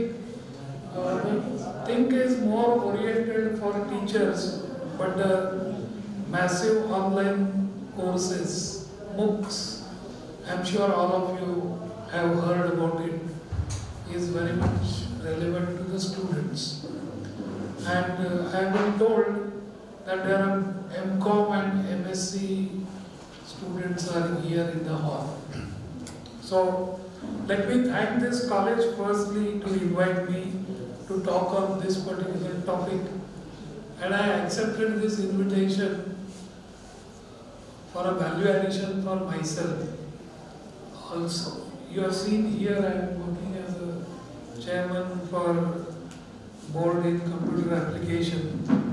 So it's now a challenge for us also to how to implement some of the fantastic and revolutionary guidelines by NEP, and where I always believe that you being the students and faculty can help all the board of studies to come up with the curriculum. I am planning to talk for 45 minutes or so, but at any point of time you have got some questions, I will be happy to answer them in best possible capacity. So let me begin in the language. English is okay, or you want me to talk in, occasionally I can always use Marathi, but if you are not comfortable you can tell me. The idea is after all, some concepts which I am trying to put in this small presentation should be with you. So let's begin with the agenda, what I am going to speak. The first is a little bit about books. Although I am expecting there are postgraduate students here, so they definitely will be aware of it. But if somebody is not, very quick tour of books will be taken. The obvious question as a student and the faculty is why these MOOCs are required. COVID is gone. In COVID period probably MOOCs was okay. But why today? We'll try to answer that. What are the are some of the popular MOOCs that are available and the statistics which is available. You did not even write down. If you want this presentation, I will leave it here and I request the organizers to circulate to you, and you can always go through and think over it, and in fact you can add, modify, improve. Many of this faculty will be interested in, and that will be the near future very soon. Fine, I am a good teacher, but I want to create my own MOOC. And why only teachers? There are students I have seen who can also come up with fantastic MOOC courses. How I can create little one slide on that. And my major discussions will happen on the last point. What is the relevance of MOOCs in the context of NEP, and how NEP guidelines otherwise we feel will be theoretical, practically impossible, but there is a way and way out. And I will try to put my ideas over in the last few slides. So that's the agenda. If something is not covered here, you can always ask me a question. I will be more than happy. So let's begin with a very quick history or origin of MOOCs. And all of you are familiar with this very famous university, MIT, USA. And the whole credit for MOOCs today goes to MIT. And at that time it was not called as MOOCs, but as you can see on the slide, it was called as an open courseware. At this point itself, I would like to ask a question. Have you heard about OER, which has occurred on the Google or any space only 1 month back or 2 months back? Have you heard about Open Educational Resources, OER? If not, this is something very similar to what MIT has visioned. And if you want to see the total development, this is what it is. 2001, and we are speaking in 2023. So MIT USA thought that MOOCs will be the future. At that time, they even were not knowing that it will be MOOCs. But the idea was to create simply a portal. That is what a pilot website was created. And enthusiastic faculty members, they were appealed to prepare online material and put it on the website. Best part of that was, it was open, so free. And free for whom? Not only the students of MIT, but for the whole world. And I remember some of my students at that time, 2004, it started in 2001, but in 2004 or 5, at least 6 or 7 students in the second year class at my college, they looked at this MIT site and they were just correlating it with what I was teaching in the class. So that was the origin. So the idea was a pilot website with only 50 odd courses. Need not be only science and engineering, but arts, humanities, liberal sciences, and so on. What happened in 2003, that the OCW of MIT became so popular that more and more faculty members, they started coming in front and provided more than 500 courses which were freely available. Still, they were in the form of OCW. 2011, something bigger happened. It was MITx, right? It was called as MITx, but the basic focus was still on OCW. It remains as OCW. And look into 2021, and your eyes will be mobile view adoption. Today, anything on desktop or laptop will not work, but it will work if it is available on mobile. So the entire OCW was made available in a on mobile phones. Moreover, the OCW gained so much of a popularity that having only 5-6 servers were not sufficient. You can see on the slide, more than 400 servers were placed, so that any learner from any corner of the world, if interested in looking at this particular educational material, he or she should get it within no time or fraction of time. So many mirror servers were, mirror sites were created. And you can see down the line on the slide that there was a podcast which was also prepared, which was very commonly called as Chuck Radio. And these podcasts are still available. You can, after this talk, today, tomorrow, whenever you get a time, have a look at it. So, in a nutshell, the origin lies with credit goes to MIT USA. Today, as you will see as we advance with the slides. But point for to be noted, we need to think beyond OCW. OCW is okay, open educational resources were available, but lot of gain was given to teacher like me. And you want to see what was the first one? It was the aspiration. Like many of us were thinking of, if MIT professors can do it, why not we? And so that's what somewhere the inspiration should come. And in life, many a times, many things are achieved only through inspirations. So one of the, if you want to think beyond OCW, was the inspiration. This second was very important for me as a teacher. Lot of insight. Course delivery is not a simple thing. Course delivery requires serious planning and tremendous amount of efforts. So course design itself, in our case we are affiliated to University of Pune, SPPU. So course design may not be a part of every teacher. But when you are thinking of autonomous institutes or private universities, where the course design responsibility is also on a teacher, and then this kind of lecturing is not going to work, irrespective of who is the speaker, how fluently he can talk.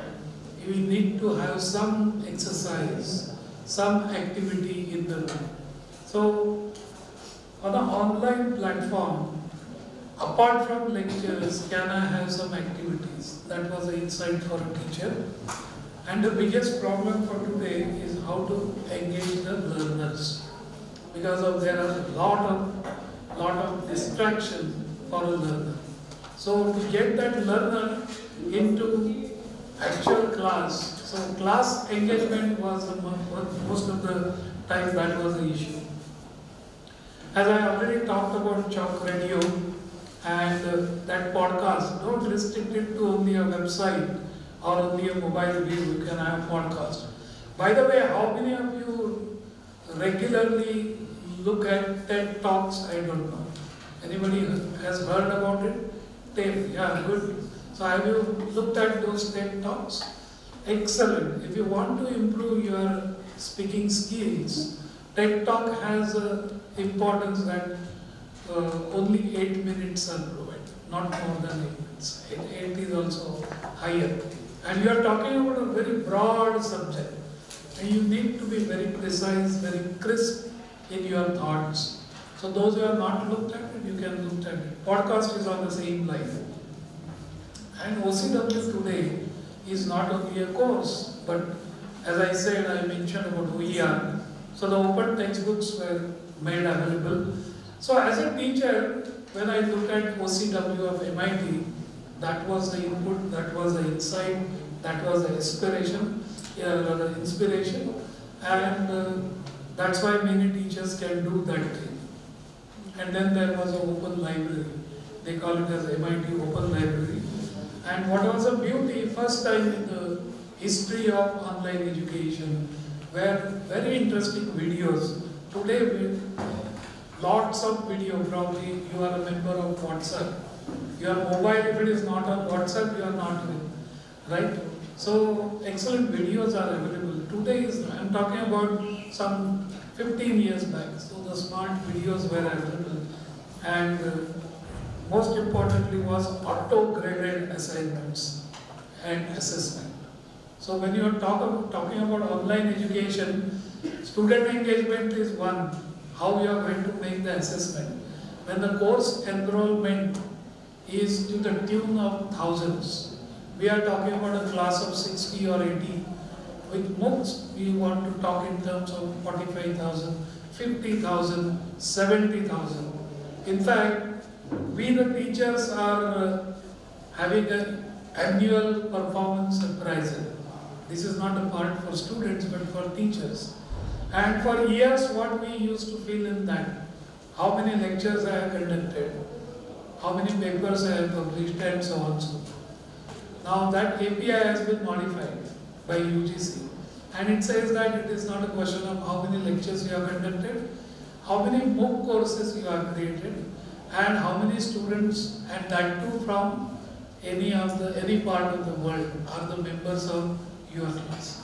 So the online grading and assessment were equally important.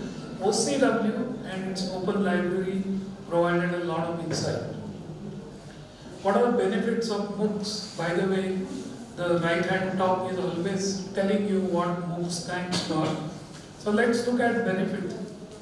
One of the important 21st century skill will be lifelong learning. I'll talk about that later. And MOOCs is an excellent platform where you can learn from anywhere, anytime, right? So, lifelong learning. So if I am at the age of 58 today, that doesn't mean my education has stopped. Technology is changing so fast, so I need to learn new technologies, new things, and MOOCs is a wonderful opportunity for me. I just now mentioned a class of 60 or 80 versus millions. Forget about even thousands. And later on I will show you some statistics. There is always a problem. I feel I am a student who has grown up in a village area, very near to this place in Nashik. I come from Pimpalgaon, right? And then a student like me were thinking of, probably I have been taught by the teachers, but I am not getting the best of the best. Now today the students in Nashik, they might feel in the same way. And students in Pune will feel that, no, fine, we have been taught, but not like the professors somewhere outside the country, and so on. There is no limit to this. That's good. Since students are in the class, we are there, isn't it? So that was the question. Now with MOOCs, that is gone. You are having the best of best experts from the world available to you. So if some topic is not understood, why you worry? Just go to Google, go to Swayam NPTL and find out the course, join it, and you will get the best of best teacher who will be talking about the subject. And that doesn't really make me absolute. Many teachers feel that MOOCs might create a problem for my job. No, not the least. Teachers have their own place. After all this, eye-to-eye contact and an online education, you all have experienced in COVID, so you know about that. This is not MIT, but this is really an Indian kind of initiative. That why not we provide the education in Marathi? Why not in Tamil? Why not in Punjab? So mother tongue, learning in mother tongue, possible with MOOCs. This is the biggest problem. You all must be knowing NEP, right? All teachers and students and entire college administration for the last so many years, they are only talking about NEP and NEP and only NEP, right? One of the important aspects of NEP is identification of slow learners and advanced learners and do something with them. Here, since this is being an online education, pace is not a problem. Some students in the class are fast learners, some of them are slow learners, no issues, right? They can learn at their pace which is comfortable to them. Biggest advantage from the students' community. And of course, as I said already, this was not before, but nowadays it is coming. Excellent videos are available. And what is the advantage of videos? If I just start listening to somebody who is orally speaking, I may get, what is the attention span? even when I am talking right now, it will not be more than 20 minutes.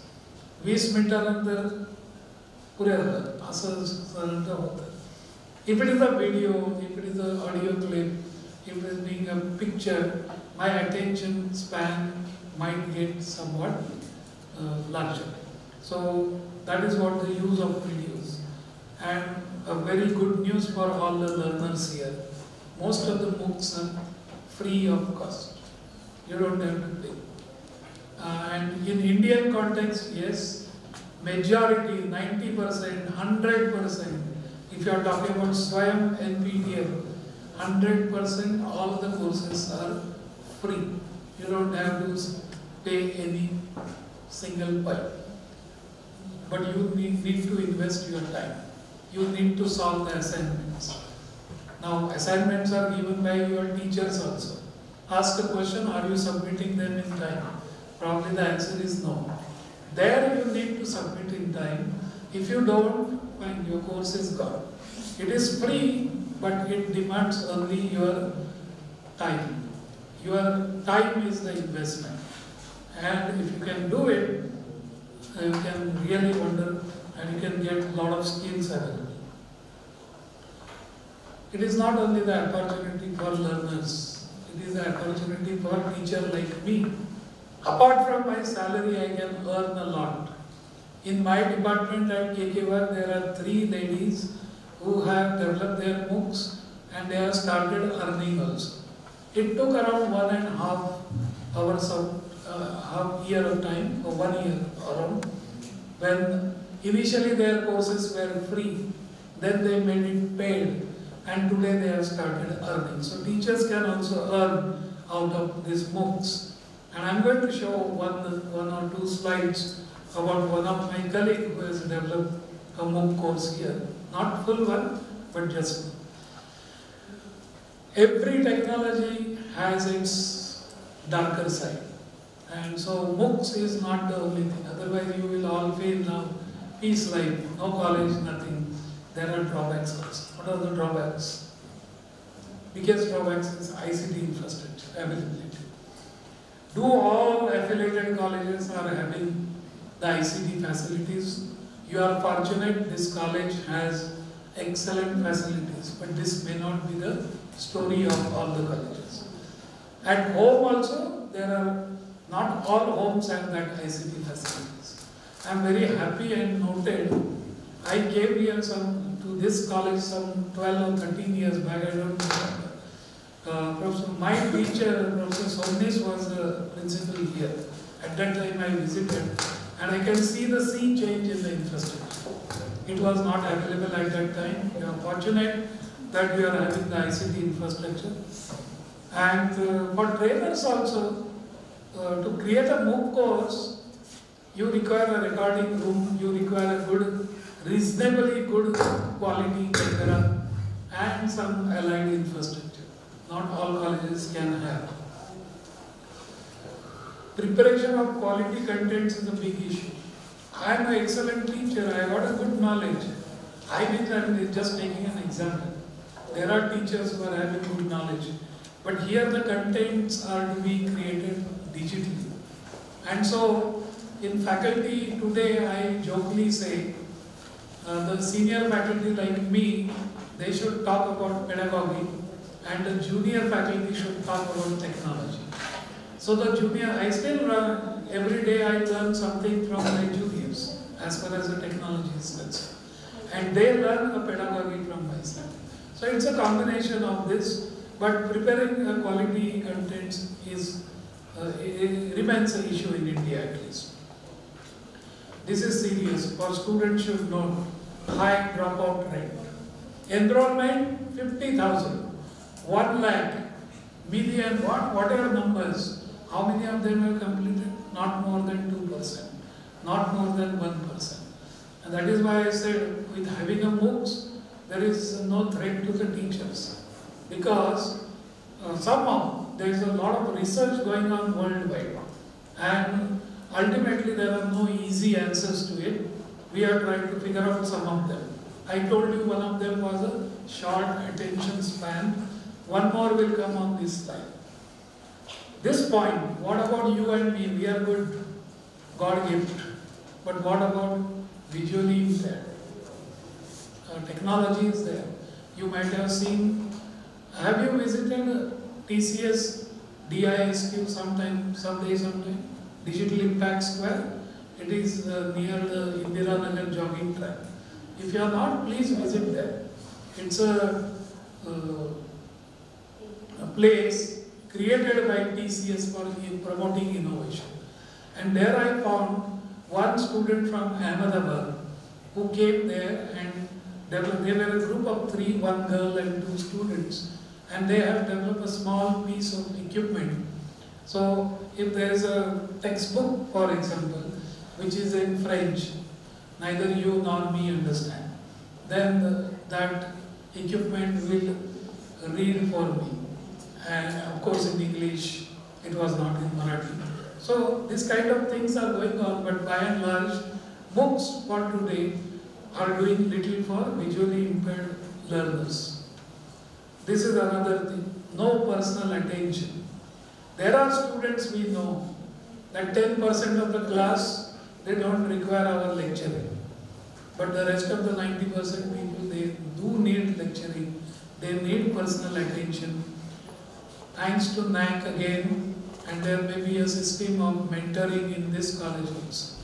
This is required for personal attention. One of the high dropout rate, reason behind this may be lack of the personal attention. And as a learner, you will face this difficulty. I am talking about, let's say, there are MCOM students here, and you want to take a course in a particular course which you are studying now. And if you search on NPTEL or Udemy and so on, you will find a long list of courses, and then as a learner, I am confused which is really a course that will help me. So that difficulty is there. Swayam NPTEL has solved that problem, and so is other MOOCs. We will see later. Essentially, there are 2 types of MOOCs. You must have heard. C MOOC. This is the, as the name suggests, common MOOCs. And most of the MOOCs are in this category, which are only focusing on knowledge creation. So, I know, for example, suppose data science. So, I created a MOOC course, maybe with the typical contents and so. What I am doing, apart from that course, I am trying to create the knowledge. But there is an extended form of the books also. And that is going beyond your common books, and they will add a lot of value to it. Today, many MOOCs are doing that. As you can see, problem solving tools are there, videos are there, and assessment is digitized. Every assessment on Swayam NPTEL is digitized. So all these are the extension. So this is gone, this is theory. C MOOC. Today there will not be any C MOOC. Most of the MOOCs will be X MOOC, because they will be done in this way. Now this slide is giving you all what I discussed. I don't think I need to add any more thing unless you have got some query on that. Right? Look at the things, massive. Massive means what? How many? It is like there are MSc computer science students here. MSc students. You must have heard the word big data. Everybody must have used the word big. And people ask, big means how much big? And there is no answer. It is always better, greater than what you pay. Similarly, it's for massive open line courses. Now, popular platforms. MOOCs are in India, yes, you can find under Asia category. But as I said, the origin was USA, right? Then there are some MOOCs in Europe and of course in China. Where we find our place? Swayam and NPTEL. We'll talk more about that. But some words you must have definitely heard about it. EDX is a very popular platform. Coursera, then Udemy, Udacity. These are all common names of MOOCs, very popular MOOCs. And how many of you read Times of India every day? And if you are reading the next slide, I am going to make some comment. Right? So these are popular books available, and you need to search. If you want to make online learning, these many platforms are available. Many of the platforms, as I said, they will provide a free of cost course, but they also are intelligent people. If they know that many learners probably will need this course will not be available free of cost. But it will be, but the things are, there are two types. One slide will come later on, and that you need to understand. Some of the books, they provide a job guarantee. Everyone here, why you are learning? You want to make a career, right? Or through the jobs. So if you are interested in jobs, then probably there are separate portals. And if you are only interested in gaining knowledge, the portals are different and they will be free of cost. Now this is the statistics, and the red line, that's the question which I asked. Times of India, and which Times of India? Yesterday's Times of India, Sunday, 12th February. If you are a regular reader, you will come to know about a small news on page number 10. And that's why I think I have emailed my paper to you. This figure has been updated. Yesterday night I was just going through DY and found that there is an article saying my paper says 2.72 crores. Now it has been updated and saying 3 crores, more than that. So that's the thing. So you can get the listing for every popular platform, year of establishment, how many courses are available, in how many languages it is being offered, how many instructors, teachers are there who have created, and look at the last column, how many learners are there. I am very happy that we are not behind. India is at the top. If you look at NPTEL Swayam was established in 2016 only. And today we have got more than 3 crores of learners, and in 8 different Indian languages the contents are delivered, and so on and so forth. So this data will change. How I got this data? It is available on the website. If you want to know about Udemy, go to Udemy's page and all this information will be available. Point is, you need to look at your guru is Google. So always try to find, only care you have to take whether the things which have been displayed are accurate or not. That's the only difficulty. Let's talk something more about NPTEL and Swayam, which is really Indian kind of thing. Swayam, people use Swayam, but I am really not very sure how many of them know the long form. The long form is given on the slide here, because many of time this has been used. And same is for NPTEL also. That long form will also come. It is developed by MHRD under NME ICT initiative by Government of India, and Swayam was established. NPTEL long form is given, and it's a kind of the official Swayam national coordinator, but it is for engineering programs, majority of them. But Swayam, all kinds of subjects. Probably NPTEL, majority will come in the engineering, the stream I belong to. So that's why almost all the students in my college, they are enrolled under NPTEL. And why I'm telling you, because it is possible. We feel, can I do that course? Look at around 300 plus students in the last 2 years. Not only they have successfully completed NPTEL courses, but they got All India rank 2, rank 5, rank 10. These ranks are also given based on the examination. The point to be noted, if it is NPTEL, the courses are free, but you won't be getting a certificate. If you want to have a certificate, you need to apply for the examination. It's a proctor examination, and the fees very nominal. 1,000 is nothing in today's world, and in 1,000 you will be getting a certificate. If you don't appear for the examination, but you have completed the assignments, fine, the knowledge will be with you, but you may not have a certification. So that is what about NPTEL is. Now coming to the job guarantee MOOCs. I talked about only the MOOCs which are for knowledge creation. But there are, have you heard about Simply Learn? Yes.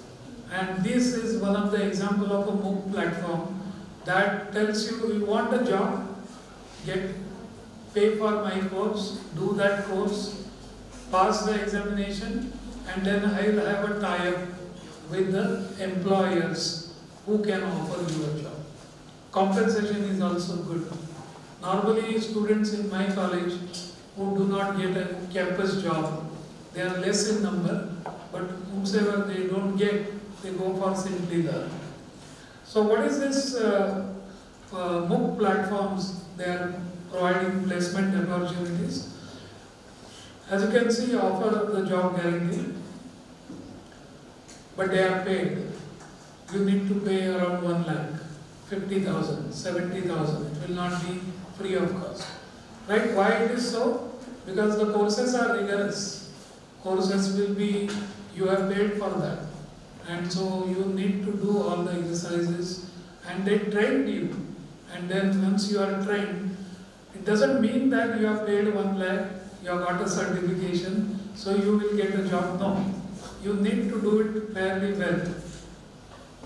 There are career counseling facilities, online career counseling facilities are provided. There are questions. Are you Googling today? That's the best way. If you want to appear for some campus interviews, you can Google. And then there will be many links available. Interview questions on economics. Interview question about GST. Interview questions on machine learning or artificial intelligence and so on. And they are excellent. Best part of that is each question, the answer comes in a video form. So the students find it very useful to prepare themselves for the interviews. And of course, they have an exclusive job portal because they have a tie-up with many of the prosperous employers. I told about Simply Learn, and just see, this is just copied from Simply Learn's website. If you go to Simply Learn's website, you will see the same figure there. Fine. So MOOCs, summary, knowledge creation, job guarantee also. But there is a hard work involved. You need to put your 200%, then the job is assured. What about teachers? Right? I told it is useful for the trainers also.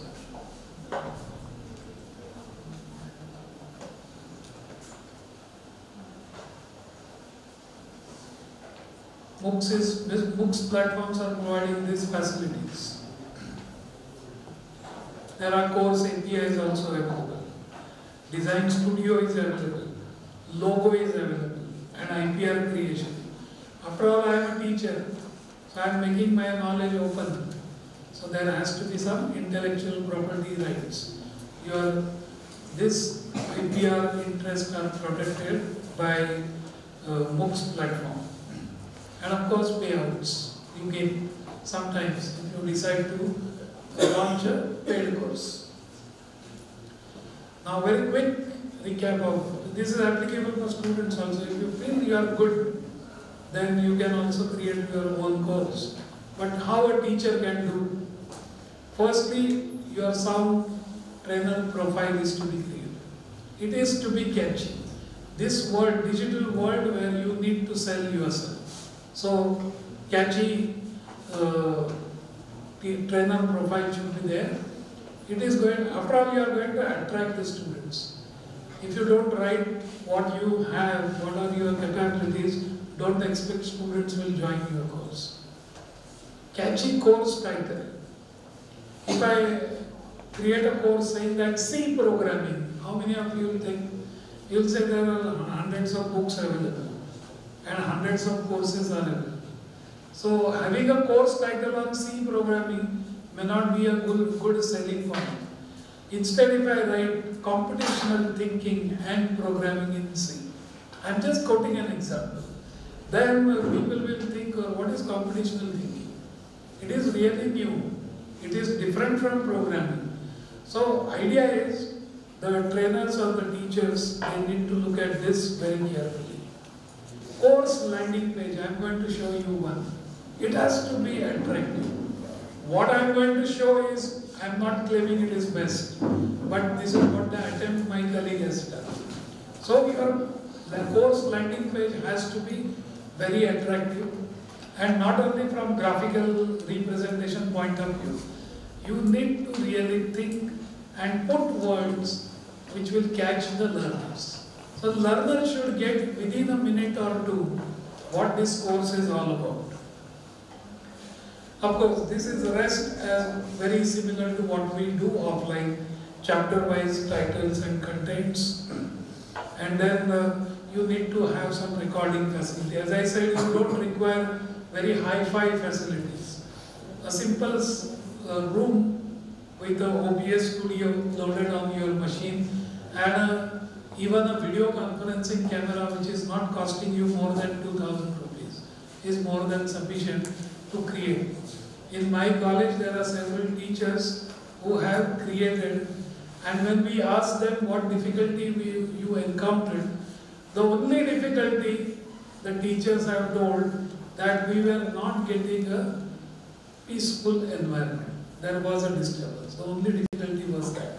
So many of our younger teachers, they have decided not to create the contents from college, but they will be creating at home. And that will be at home also. Nashik is a city, is growing up. So if you want to really record, wake up at 3 o'clock or 4 o'clock, then you will get a sound kind of environment. And if you are thinking of a paid course, decide pricing. You need to look at others, what they are doing. Suppose you know that some course has been offered at 500 rupees and your course is more or less the same. And if you are charging 5,000, don't expect people will come. You need to be competitive. Because the competition is there for the teachers also. After all, students are the customers and they should be benefited, cost-wise, quality-wise. And of course, there are ways to promote your course, either using emails or links, or you can make invites. So students, keep an eye on this also. You can also create your own course, no doubt. But what you need to be very expert, very knowledgeable in a particular topic on which you want to create a course. Now this is what my colleague Dr. Rupali has created. I'm just showing her example, a course, Udemy course, which is created. This is a link. You can even go right now also and look at this. I won't be doing right now. But this is the course landing page. You can see. As I said, I am not claiming this will be the best, but you need to be professional. The look should be obviously not very, it should be simple, still attractive. Because you are talking to the world. You are not talking to Nashik. You are not talking to Maharashtra. You are not talking to India.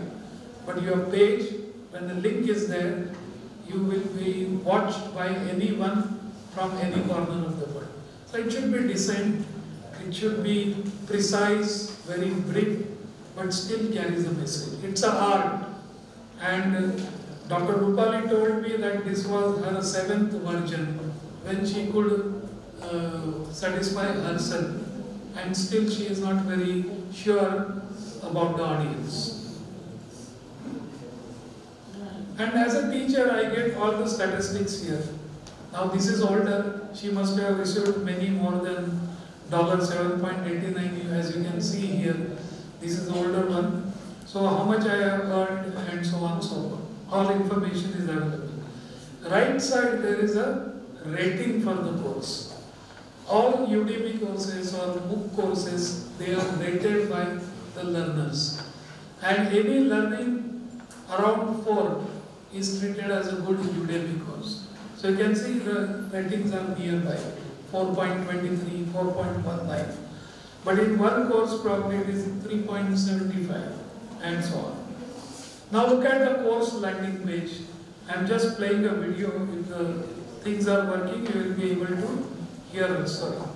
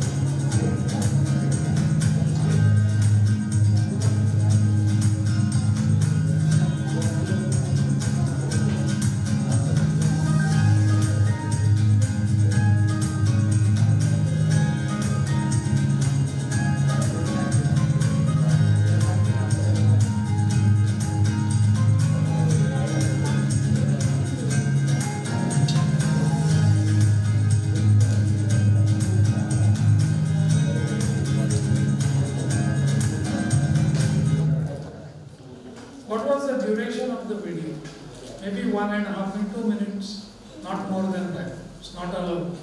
Nobody will watch your 10 minutes video, right? You must have seen a lot of animation, right? And proper use of colors, fonts, lot of things is art. So your course landing page has to be very attractive, then only you can expect.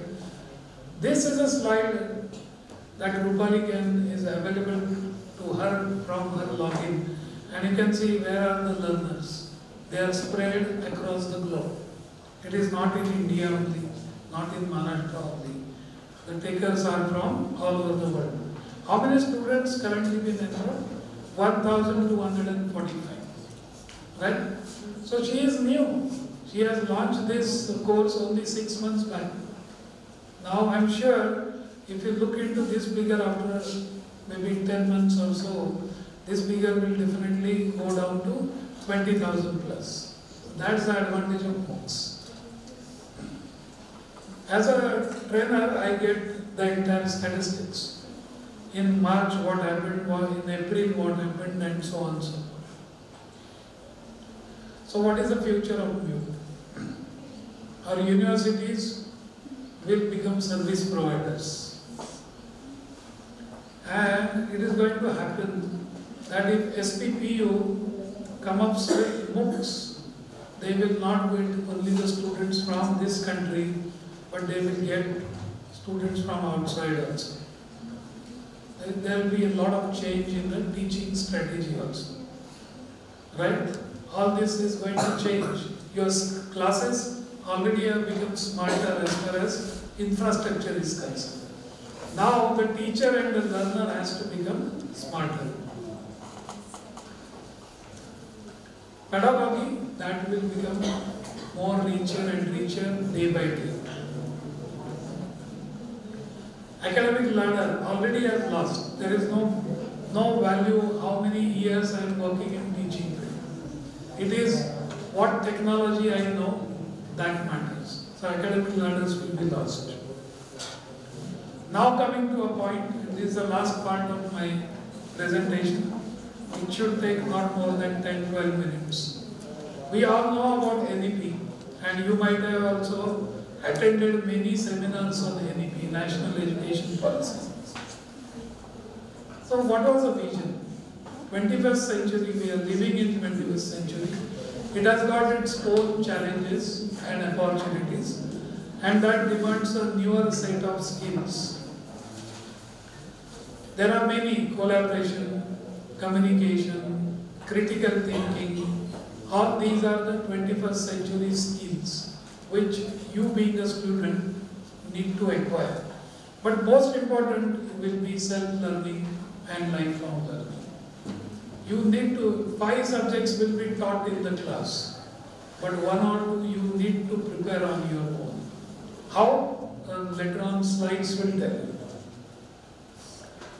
What was the objective? The objective was probably to provide a choice-based, multidisciplinary, holistic and flexible educational system or programs. Now these words are used so many times. I am not going to explain, you also will be knowing.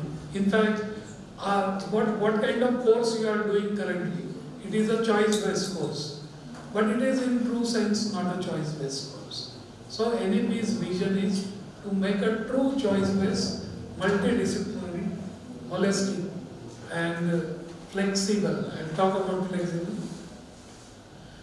Promoting equality, inclusion and diversification in education.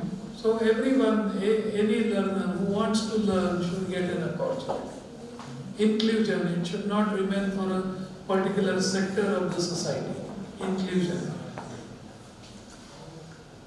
Regional languages. Why not? Why I'm studying in English? Why not in Marathi?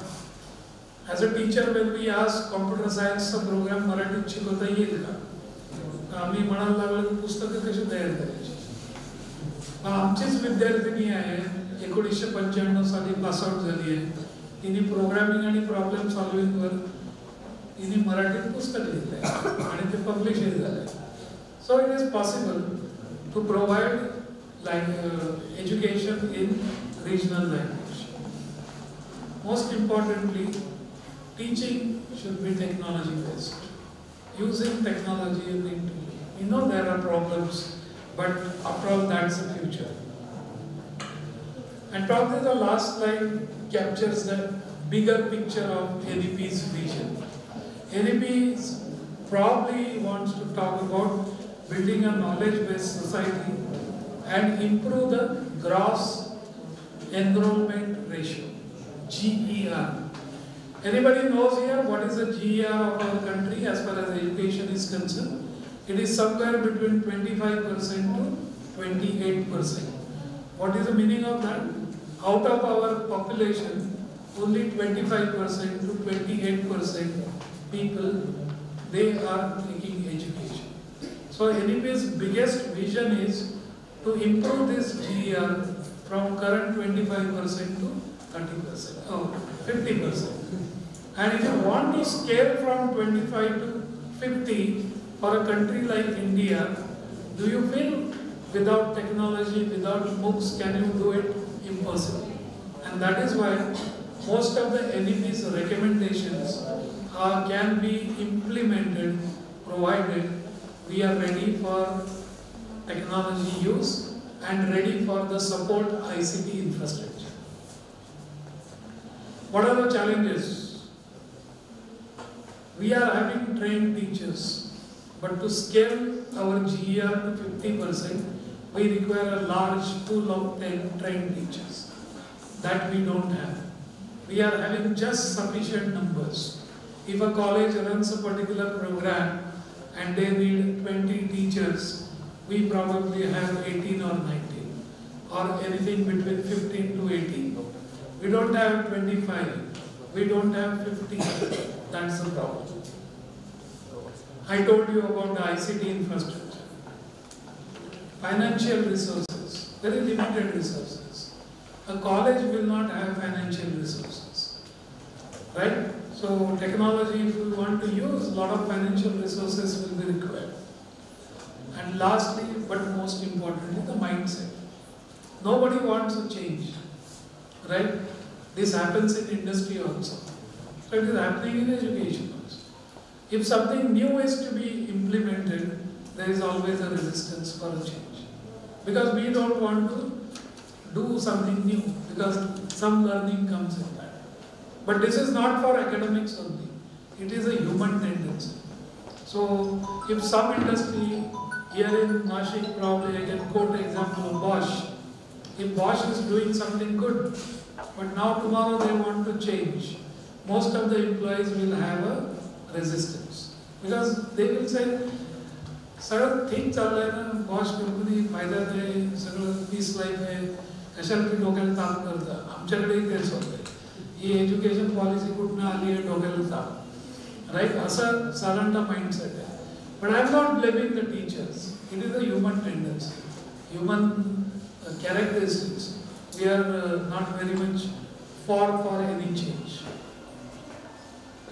So any solutions are there? In my mind, yes, solutions are there, and it is in the form of MOOCs. So last 3 slides where I am going to tell you how the NEP's recommendations can be implemented through MOOCs. But before looking at that, what are our universities' initiative? मुलांना माहिती आहे की पुणे युनिव्हर्सिटीचं नाव जगभरात आहे. त्याचं कारण असं आहे की कुठलीही नवीन गोष्ट जेव्हा करतो आपण त्यावेळेला पुणे युनिव्हर्सिटी पुढे असते. So in this slide I am going to tell you what are the new initiatives our university, the university to whom you are the students, what they are thinking.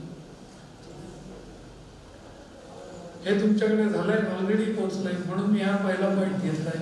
प्रत्येकाला ABCID मिळालेला आहे. How many universities in India have done that? Not many, only few. So while now filling an examination form, you are supposed to give your ABCID, Academic Bank of Credits. Right? What is the advantage of that? Will come later. 20% of the credits will be offered in each semester in an online manner. This is a decision by Savitribai Phule Pune University. And from which year?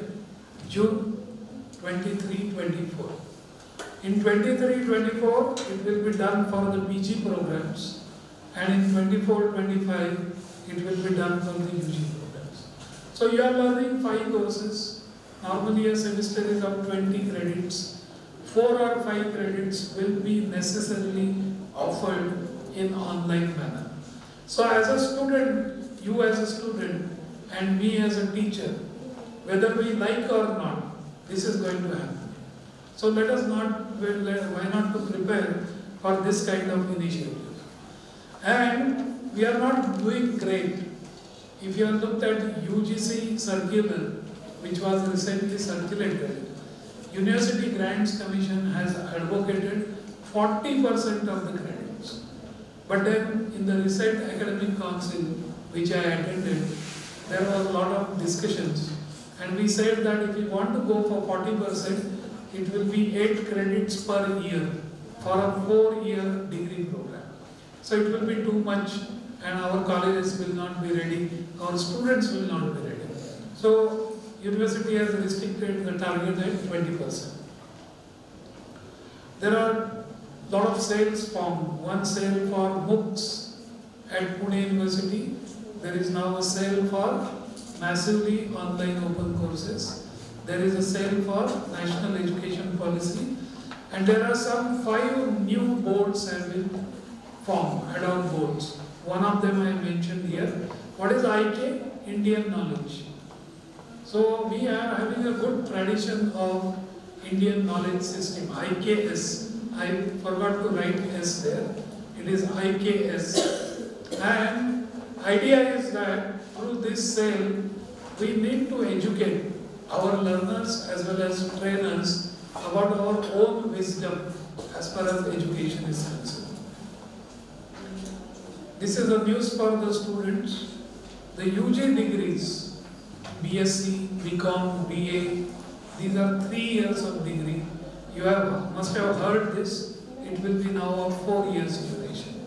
It will not be from 3 years, but it will be of 4 years. And from which year? It is not applicable to you. Those who will take the admissions in June 2023, in the coming academic year. Their degrees will be of 4 years duration, and it is a decision by the university that our programs will be offered with the facility of multiple entry, multiple exits. And it will be some kind of a better choice-based credit system. Right? These are the initiatives by university. There are few others also are not included here. So let us look at this 1 or 2 slides now. As a one of the thinker here, this is my idea. If at all our university has to execute and implement UG programs with multiple entry and exit, how it can be done. Now what is entry and exit? All of you know. Suppose you have taken an admission to first year BCom. I am talking about senior college, not about the junior college. And after 1 year you want to leave the course. You can under this entry-exit program. So if you want to leave that program after 1 year, then it will be called as a UG certificate. It will not be a BCom degree, but it will be a BCom certificate after 1 year or 2 years, or 2 semesters. How you can do that? Now this is not my saying, it is already been published. If you have looked at Lok Satta maybe 3 days back, you will find a complete article on how multiple entry exits are going to happen. So a student, such student who wants to exit after 1 year will have to complete the mandatory 40 credits, right? And either the student needs to complete an internship of 4 weeks or complete a skill-based program, right? There are 40 credits which are mandatory you will be doing. You want to leave after 1 year, you don't want to study for 3 years, you can leave provided you have completed all the mandatory courses, successfully passed, and either you have done an internship in the relevant field or you have done a course, skill-based course which you have already selected. If you complete this, you can exit from BCom degree after 1 year. It will not be a BCom degree that will be awarded, but it will be a BCom certificate, UG certificate. Now here in red line I have said, here is a scope for books. Those skill-based courses that can be designed and offered in a MOOCs fashion. Because no college has got the luxury of providing so many options, so many choices. There are no enough teachers. Who will teach you? You might want to learn something, but sufficient teachers are not available. So MOOCs are going to help. I am quoting an example here for BCom. Look at this now. If it is a first year BCom course, how I look at first year BCom? There will be some choice given to the students as far as the skill-based courses are concerned. Your regular courses, whatever they are there, they will remain. There will not be much of a change. But you will be provided with lot of options. It may be, as I written here, if you are a BCom, you want to become a BCom graduate, you may opt for a skill-based course in Tally. So you need to complete that course.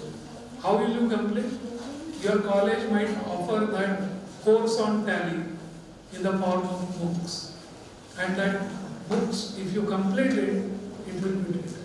Other option, you don't want to join any course, then you can take up 4 weeks of meaningful internship. And if you complete that on Tally, or maybe GST, all of you know GST, or maybe e-commerce, maybe logistics, maybe warehouse management, there are plenty of subjects. So try to visualize your degree now, how it will look like. The structure will be more or less the same, which is existing. Only what will be the addition is, as a student, they will get a lot of choices. You can go for a course on Tally or GST and so on and so forth. And then complete that. As I said, there are no enough number of teachers available. So there you will be forced to take either an internship or a MOOC program. Internship also has got a limitation. There are thousands of BCom students studying in Nashik, where they will get an internship. Not all of them will get. So the choice remains with MOOCs. If a student do not want to leave after 1 year, but wants to leave after 2 years, then he can leave and he will be given a diploma course with completion of 2 years, 4 semesters. So naturally 40 credits in first semester and 40 credits in second year, total 80 credits for mandatory courses, and again the same, either the internship or the skill-based course that as per your choice.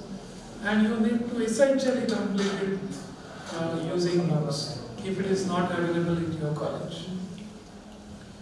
You can exit after 3 years the regular program. You will get a BCom degree with 120 credits.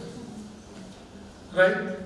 Now here what I feel that you can see on this slide that one MOOC course in each semester. So how many MOOC courses? 2 MOOC courses in first year, 2 in second year. And if you have one course in 5th and 6th semester, how many MOOC courses you are studying? 6. That is roughly equivalent to 20%. That is what our university is saying. So this is one way of implementing. A lot of deliberations will happen, a lot of discussions will be done with teachers. We'll try to understand the difficulties, but this is how more or less it will work on this ground. And now what you are going to do in the additional year? BCom degree was 3 years. You are getting that degree in 3 years here also. You can see. Exit with a degree after 3 years, it will be a normal BCom degree which you are getting even today.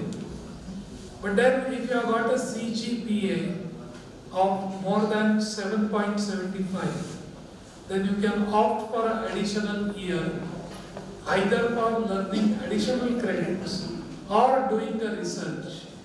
And if you can do that, you will be offered BCom honors or BCom research at the end of the 4 years when the learner has completed 160 credits. So this is in very simple form. I feel MOOCs has no other alternative. Even the MOOC courses, have you heard about honors and minor? Suppose you are a BCom student, and if you are taking a BCom related course only, it will be a major. But you are a BCom student and you are taking a science course, then that will be a minor.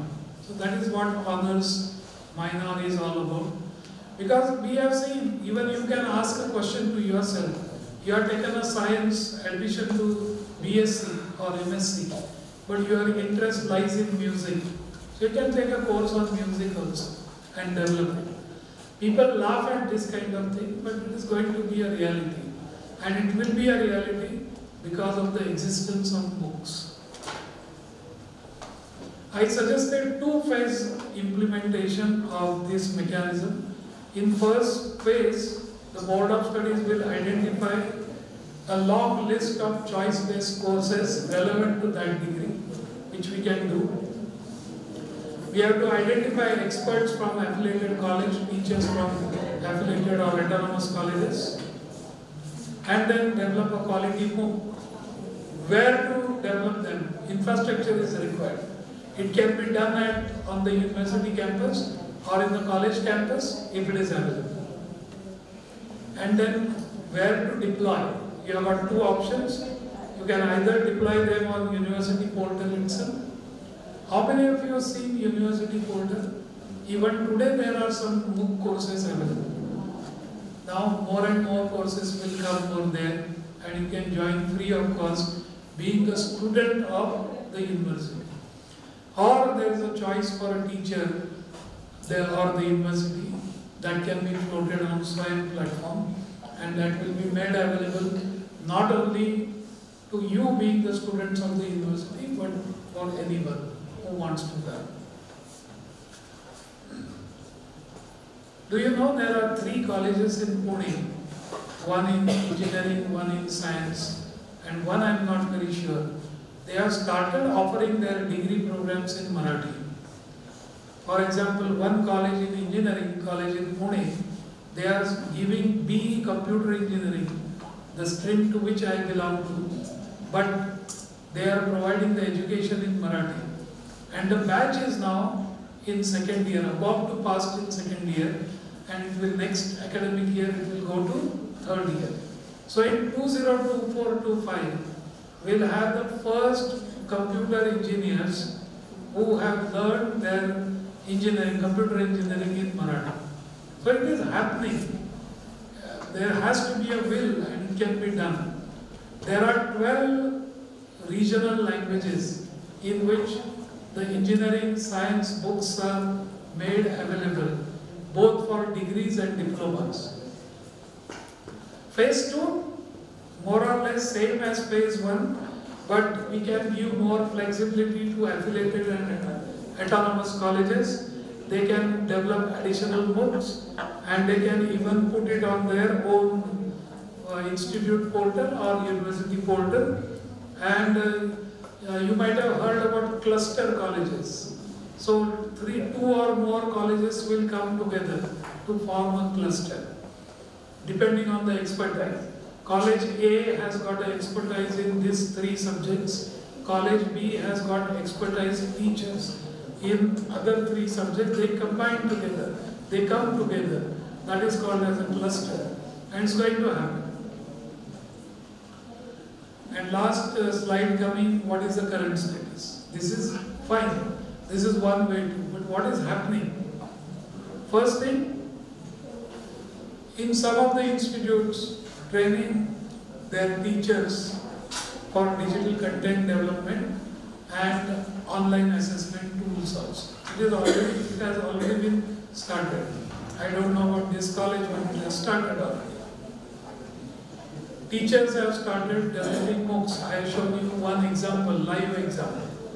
There are 192 teachers from my college who have developed one course on Udemy. And out of these 192 teachers, 35 teachers have got a ranking more than 4.5. So it is happening, and it is going to happen on a larger scale. Deploying the MOOCs on the MOOCs platform, I told you, they are available on Udemy now. I mentioned about the colleges who have started offering degree programs in Marathi. Some colleges have started a teaching learning center where they are training the teachers how to teach in the class using technology. And it is not only the training of teachers, these centers are involving students also. So some interested students are invited, the teacher will teach, the feedback will be collected and the things will improve. So it is happening in Nashik, it is happening in Maharashtra, it is happening in India. It is not it's going to happen tomorrow, it is already in place. I told you about NEP cell and MOOC cell at the university level. Colleges have also formed NEP cell and MOOC cell.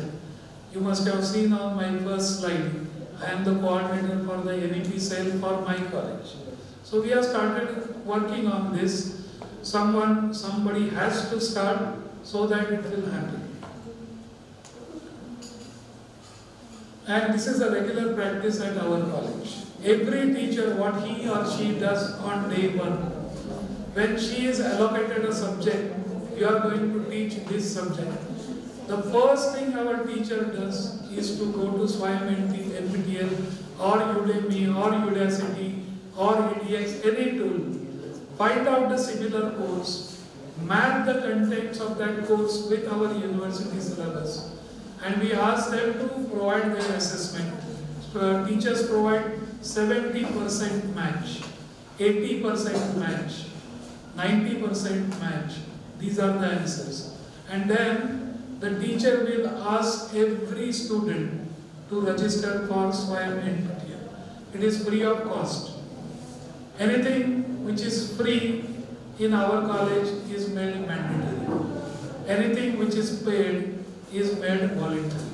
That's the rule of the game. So the teacher in their first class will ask the students to enroll for NPTEL program. And we start every Saturday, 3 video links will be sent to the students based on what the teacher is going to cover in the next week. So that the students will go through the videos and will come prepared for the class. And in the class, it will not be a teaching, it will be more of a discussions. We are using a very interesting tool called as Learnico. It is developed by Maharashtra Knowledge Corporation, MKCL Pune. What is that tool? The first good news for the students that every student is allowed to use a mobile phone in the class because it works on mobile phone. So a typical session, teacher will talk only for 20 minutes and will flash an MCQ on the LCD screen. The same question and the option will appear on the student's mobile, and the students are supposed to select the correct answer. Within a fraction of time, both the students and the teacher will know what is the correct answer and how many students are given a correct answer, how many of them have gone wrong. It's an instant feedback that is given by the student to me as a teacher. So I know I talked about some concept for 20 minutes and now majority of the class is not giving a correct answer. So something is wrong, I need to repeat. This is an instant feedback and that we are using on a regular basis. So technology is going to be there in our teaching learning. Cluster I talked about, colleges have started forming like-minded colleges. They will come together, they will form a cluster, and with clusters, expertise, resources will be shared. And who will be the beneficiary? The students. It is possible that all the engineering college students, maybe 3 or 4 colleges students, on some day they will be asked to register for a MOOC course developed by X college because the teacher has got that expertise. And then a teacher Y from some other college in the same cluster, he is having an expertise in some other area, all the students will join for that course. And this will be in addition to the classroom teaching. So what is summary now is I talked about 21st century skills, self-learning and lifelong learning. I talked about NEP's objectives. I won't repeat, I won't say now, you all know.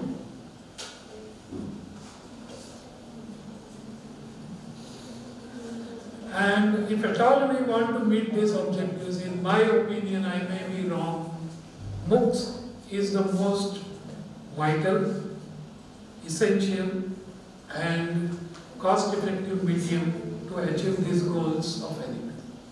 That is what I have to offer in my talk. If you have got some questions, I am ready to answer. Thank you.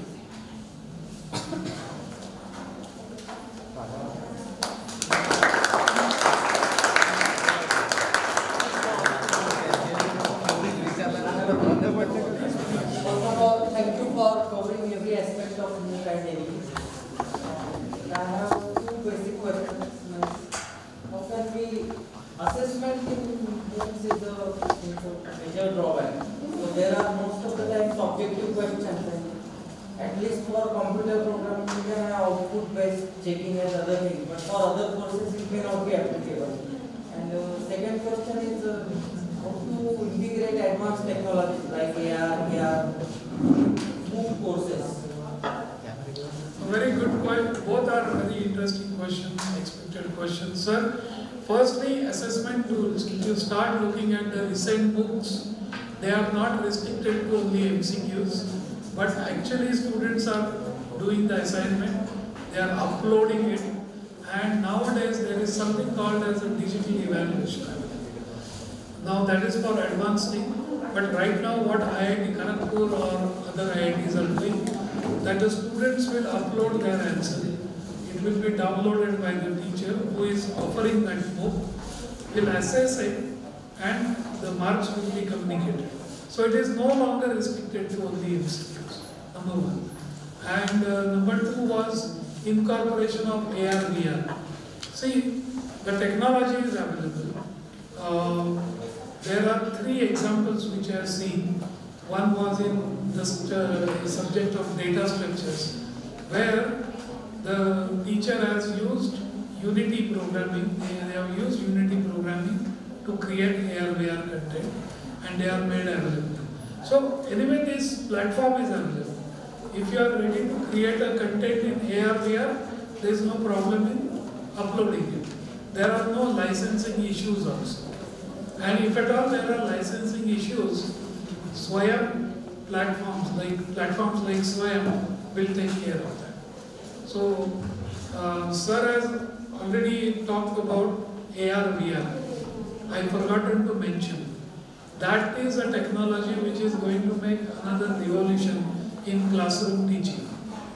It is AR, VR, augmented reality, virtual reality, and contents will be available, the video will be made up of that. And then, of course, the infrastructure is the issue. You need that all the equipments. If there are 100 students in the class, each one of them will need to wear that to get a first-time feeling. In fact, today morning, 11 o'clock, there was a inauguration of 5-day workshop on design thinking and innovation in my own department, where we were not knowing. It was student volunteers who have developed a small AR, VR based application. And our principal has to wear the camera that we are using. And using AR, VR, it was really, he has to pick up a candle and pick that candle and virtually illuminating. But actually you are moving, you are getting, all of you can see that the principal is touching the candle, moving the candle to the lamp, and then the lamp is glowing. It has happened today itself, not done by us as a teachers, it was done by the students. So AR, VR is going to revolutionize anything. MOOCs as a platform doesn't have any limitation. Why only talk about AR, VR? People are thinking of MR, people are thinking of XR. So it is not only AR, VR is gone, it is MR, mixed reality, or XR. And you can very well create contents using this technology. And AR is going to further add it to, not only the teacher will come to know the marks obtained by all the students in the class, but they will likely to get more insight why a particular, will get more qualitative answer, why a particular student is lagging behind, why a particular student is doing better. These kinds of answers also will be available through machine learning and artificial intelligence.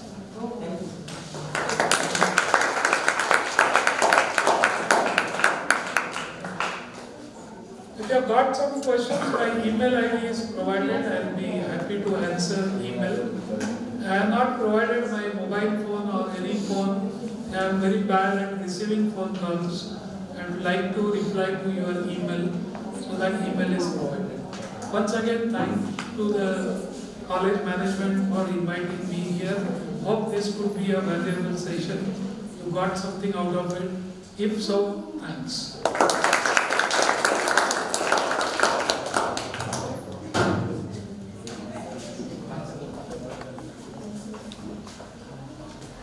Thank you so much, sir, for delivering such a wonderful session on what the MOOC exactly means, then how we can create the MOOCs, as well as what will be the placement opportunities under MOOC, and what will the future of national education policy is going to implement, which is 2020.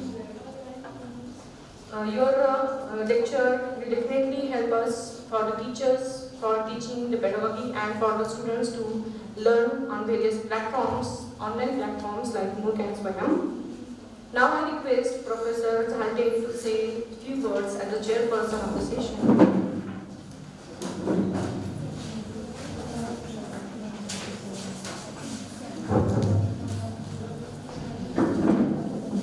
सर्वप्रथम मला ठाऊक आहे की आपण सर्वजण सकाळी 9:30 ते 10 वाजेपासून इथे बसलेला आहात. थोडासा मध्ये ब्रेक झाला होता जेवणाचा. मॅडमशी मी डिस्कस केलं की विद्यार्थी कुठले आहेत, कधीपासून आलेले आहेत. तर मॅडमने मला तुमच्या सगळ्या भावना माझ्यापर्यंत पोहोचवलेल्या आहेत. त्यामुळे काळजी करू नका. सरांनी त्यांच्या 1 ते 1.5 तासाच्या व्याख्यानामध्ये भरपूर माहिती, आपल्याला महत्त्वपूर्ण माहिती दिलेली आहे. त्यामुळे मी जास्तीत जास्त मोजून 3 ते 4 मिनिटं तुमचे घेणार आहे आणि त्यानंतर माझं म्हणणं मी संपवणार आहे. सरांनी त्यांच्या व्याख्यानामधून अनेक मुद्द्यांना स्पर्श केलेला आहे. मी फक्त तुम्हाला एक रिहर्सल आपण 1 मिनिटाची करणार आहोत. 3 जे मिनिटं बोललो 3 ते 4 त्याच्यामधले 1 मिनिट तुमच्यासाठी आहे आणि 2 मिनिटं मी बोलणार आहे आणि तिसऱ्या मिनिटात मी समारोप करणार आहे. 1 मिनिट याच्यासाठी की तुम्ही बऱ्याच वेळचे बसलेला आहात, तर आपण सरांचं जे काही अतिशय सुंदर व्याख्यान मूकवर सरांनी दिले त्याबद्दल सरांचं जोरदार टाळ्या वाजवून स्वागत करतो.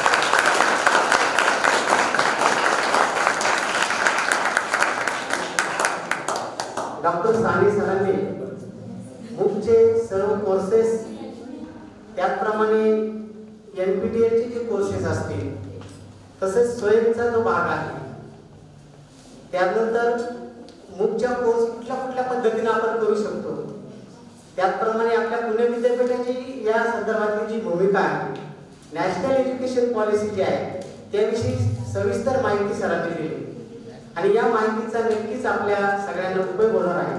सरांनी शेवटी त्यांच्या मनोगतात सांगितलं की हे जे इम्प्लिमेंटेशन आहे हे आता बसलेले जे विद्यार्थी त्यांच्यासाठी नाही तर जे पुढच्या वर्षी 2023-24 या वर्षामध्ये जे ऍडमिशन घेतील त्या कोर्सेससाठी हे सगळं काही असणार आहे. म्हणजे या सगळ्या सरांच्या या व्याख्यानातून निश्चितपणे नवीन शैक्षणिक धोरण जे आहे न्यू एज्युकेशन पॉलिसी जी येते आहे तिचा आणि मूकचा कशा प्रकारे संबंध राहणार आहे आणि त्याच्यातून नेमकं अपेक्षित काय आहे. NEP मध्ये जसं की 20% लोकसंख्या शिक्षक आहे असं आपण म्हणतो, परंतु NEP मध्ये 50% लोकांना आपल्याला साक्षर करायचं आहे, 50% लोकांना आपल्याला शिक्षणाच्या प्रवाहात आणायचं आहे आणि ते आणण्यासाठी मूक कोरची भूमिका फार महत्त्वाची असणार आहे. कारण की गव्हर्नमेंट एवढंही करू शकत नाही, सगळ्या प्रकारच्या फॅसिलिटी देऊ शकत नाही, परंतु अशा मूक कोरच्या माध्यमातून किंवा शिक्षणाच्या ज्या सुविधा आहेत त्या जास्तीत जास्त कशा करता येईल. गव्हर्नमेंटला सुद्धा सध्या जे काही 3% एज्युकेशनवर खर्च करताय गव्हर्नमेंटला सुद्धा हा जो काही निधी आहे बजेट एज्युकेशनचं ते किमान आता 10-15% जर केलं तर निश्चित हे आपले जे काही टार्गेट आहे ते टार्गेट आपल्याला अचीव करता येऊ शकतं. पुन्हा एकदा या महाविद्यालयाने मला या ठिकाणी बोलण्याची संधी उपलब्ध करून दिली आणि माझ्यासारख्या छोट्या कार्यकर्त्याला या सत्राचं अध्यक्ष होण्याची संधी उपलब्ध करून दिली. याबद्दल या महाविद्यालयाचे प्राचार्य डॉक्टर काळे सर, त्याचप्रमाणे या सेमिनारचे समन्वयक डॉक्टर विजय गायकवाड, त्याचप्रमाणे आमच्या सहकारी डॉक्टर गीते मॅडम, त्याचप्रमाणे गिरेमाली मॅडम, त्याचप्रमाणे कर्डक सर असतील, शेंद्रे सर असतील, आमचे सर्व मित्र या सर्वांचे मी मनपूर्वक आभार व्यक्त करतो. विविध महाविद्यालयातून सुद्धा अनेक माझे सहकारी प्राध्यापक आलेले आहेत, जसे की प्रसाद सर असतील, लालू मॅडम असतील किंवा अनेक असे मित्र आहेत. त्या सर्वांचंही मनपूर्वक स्वागत करतो व आपला जास्त वेळ न घेता आपल्या सर्वांना पुढील आयुष्यासाठी खूप खूप शुभेच्छा देतो आणि थांबतो. धन्यवाद.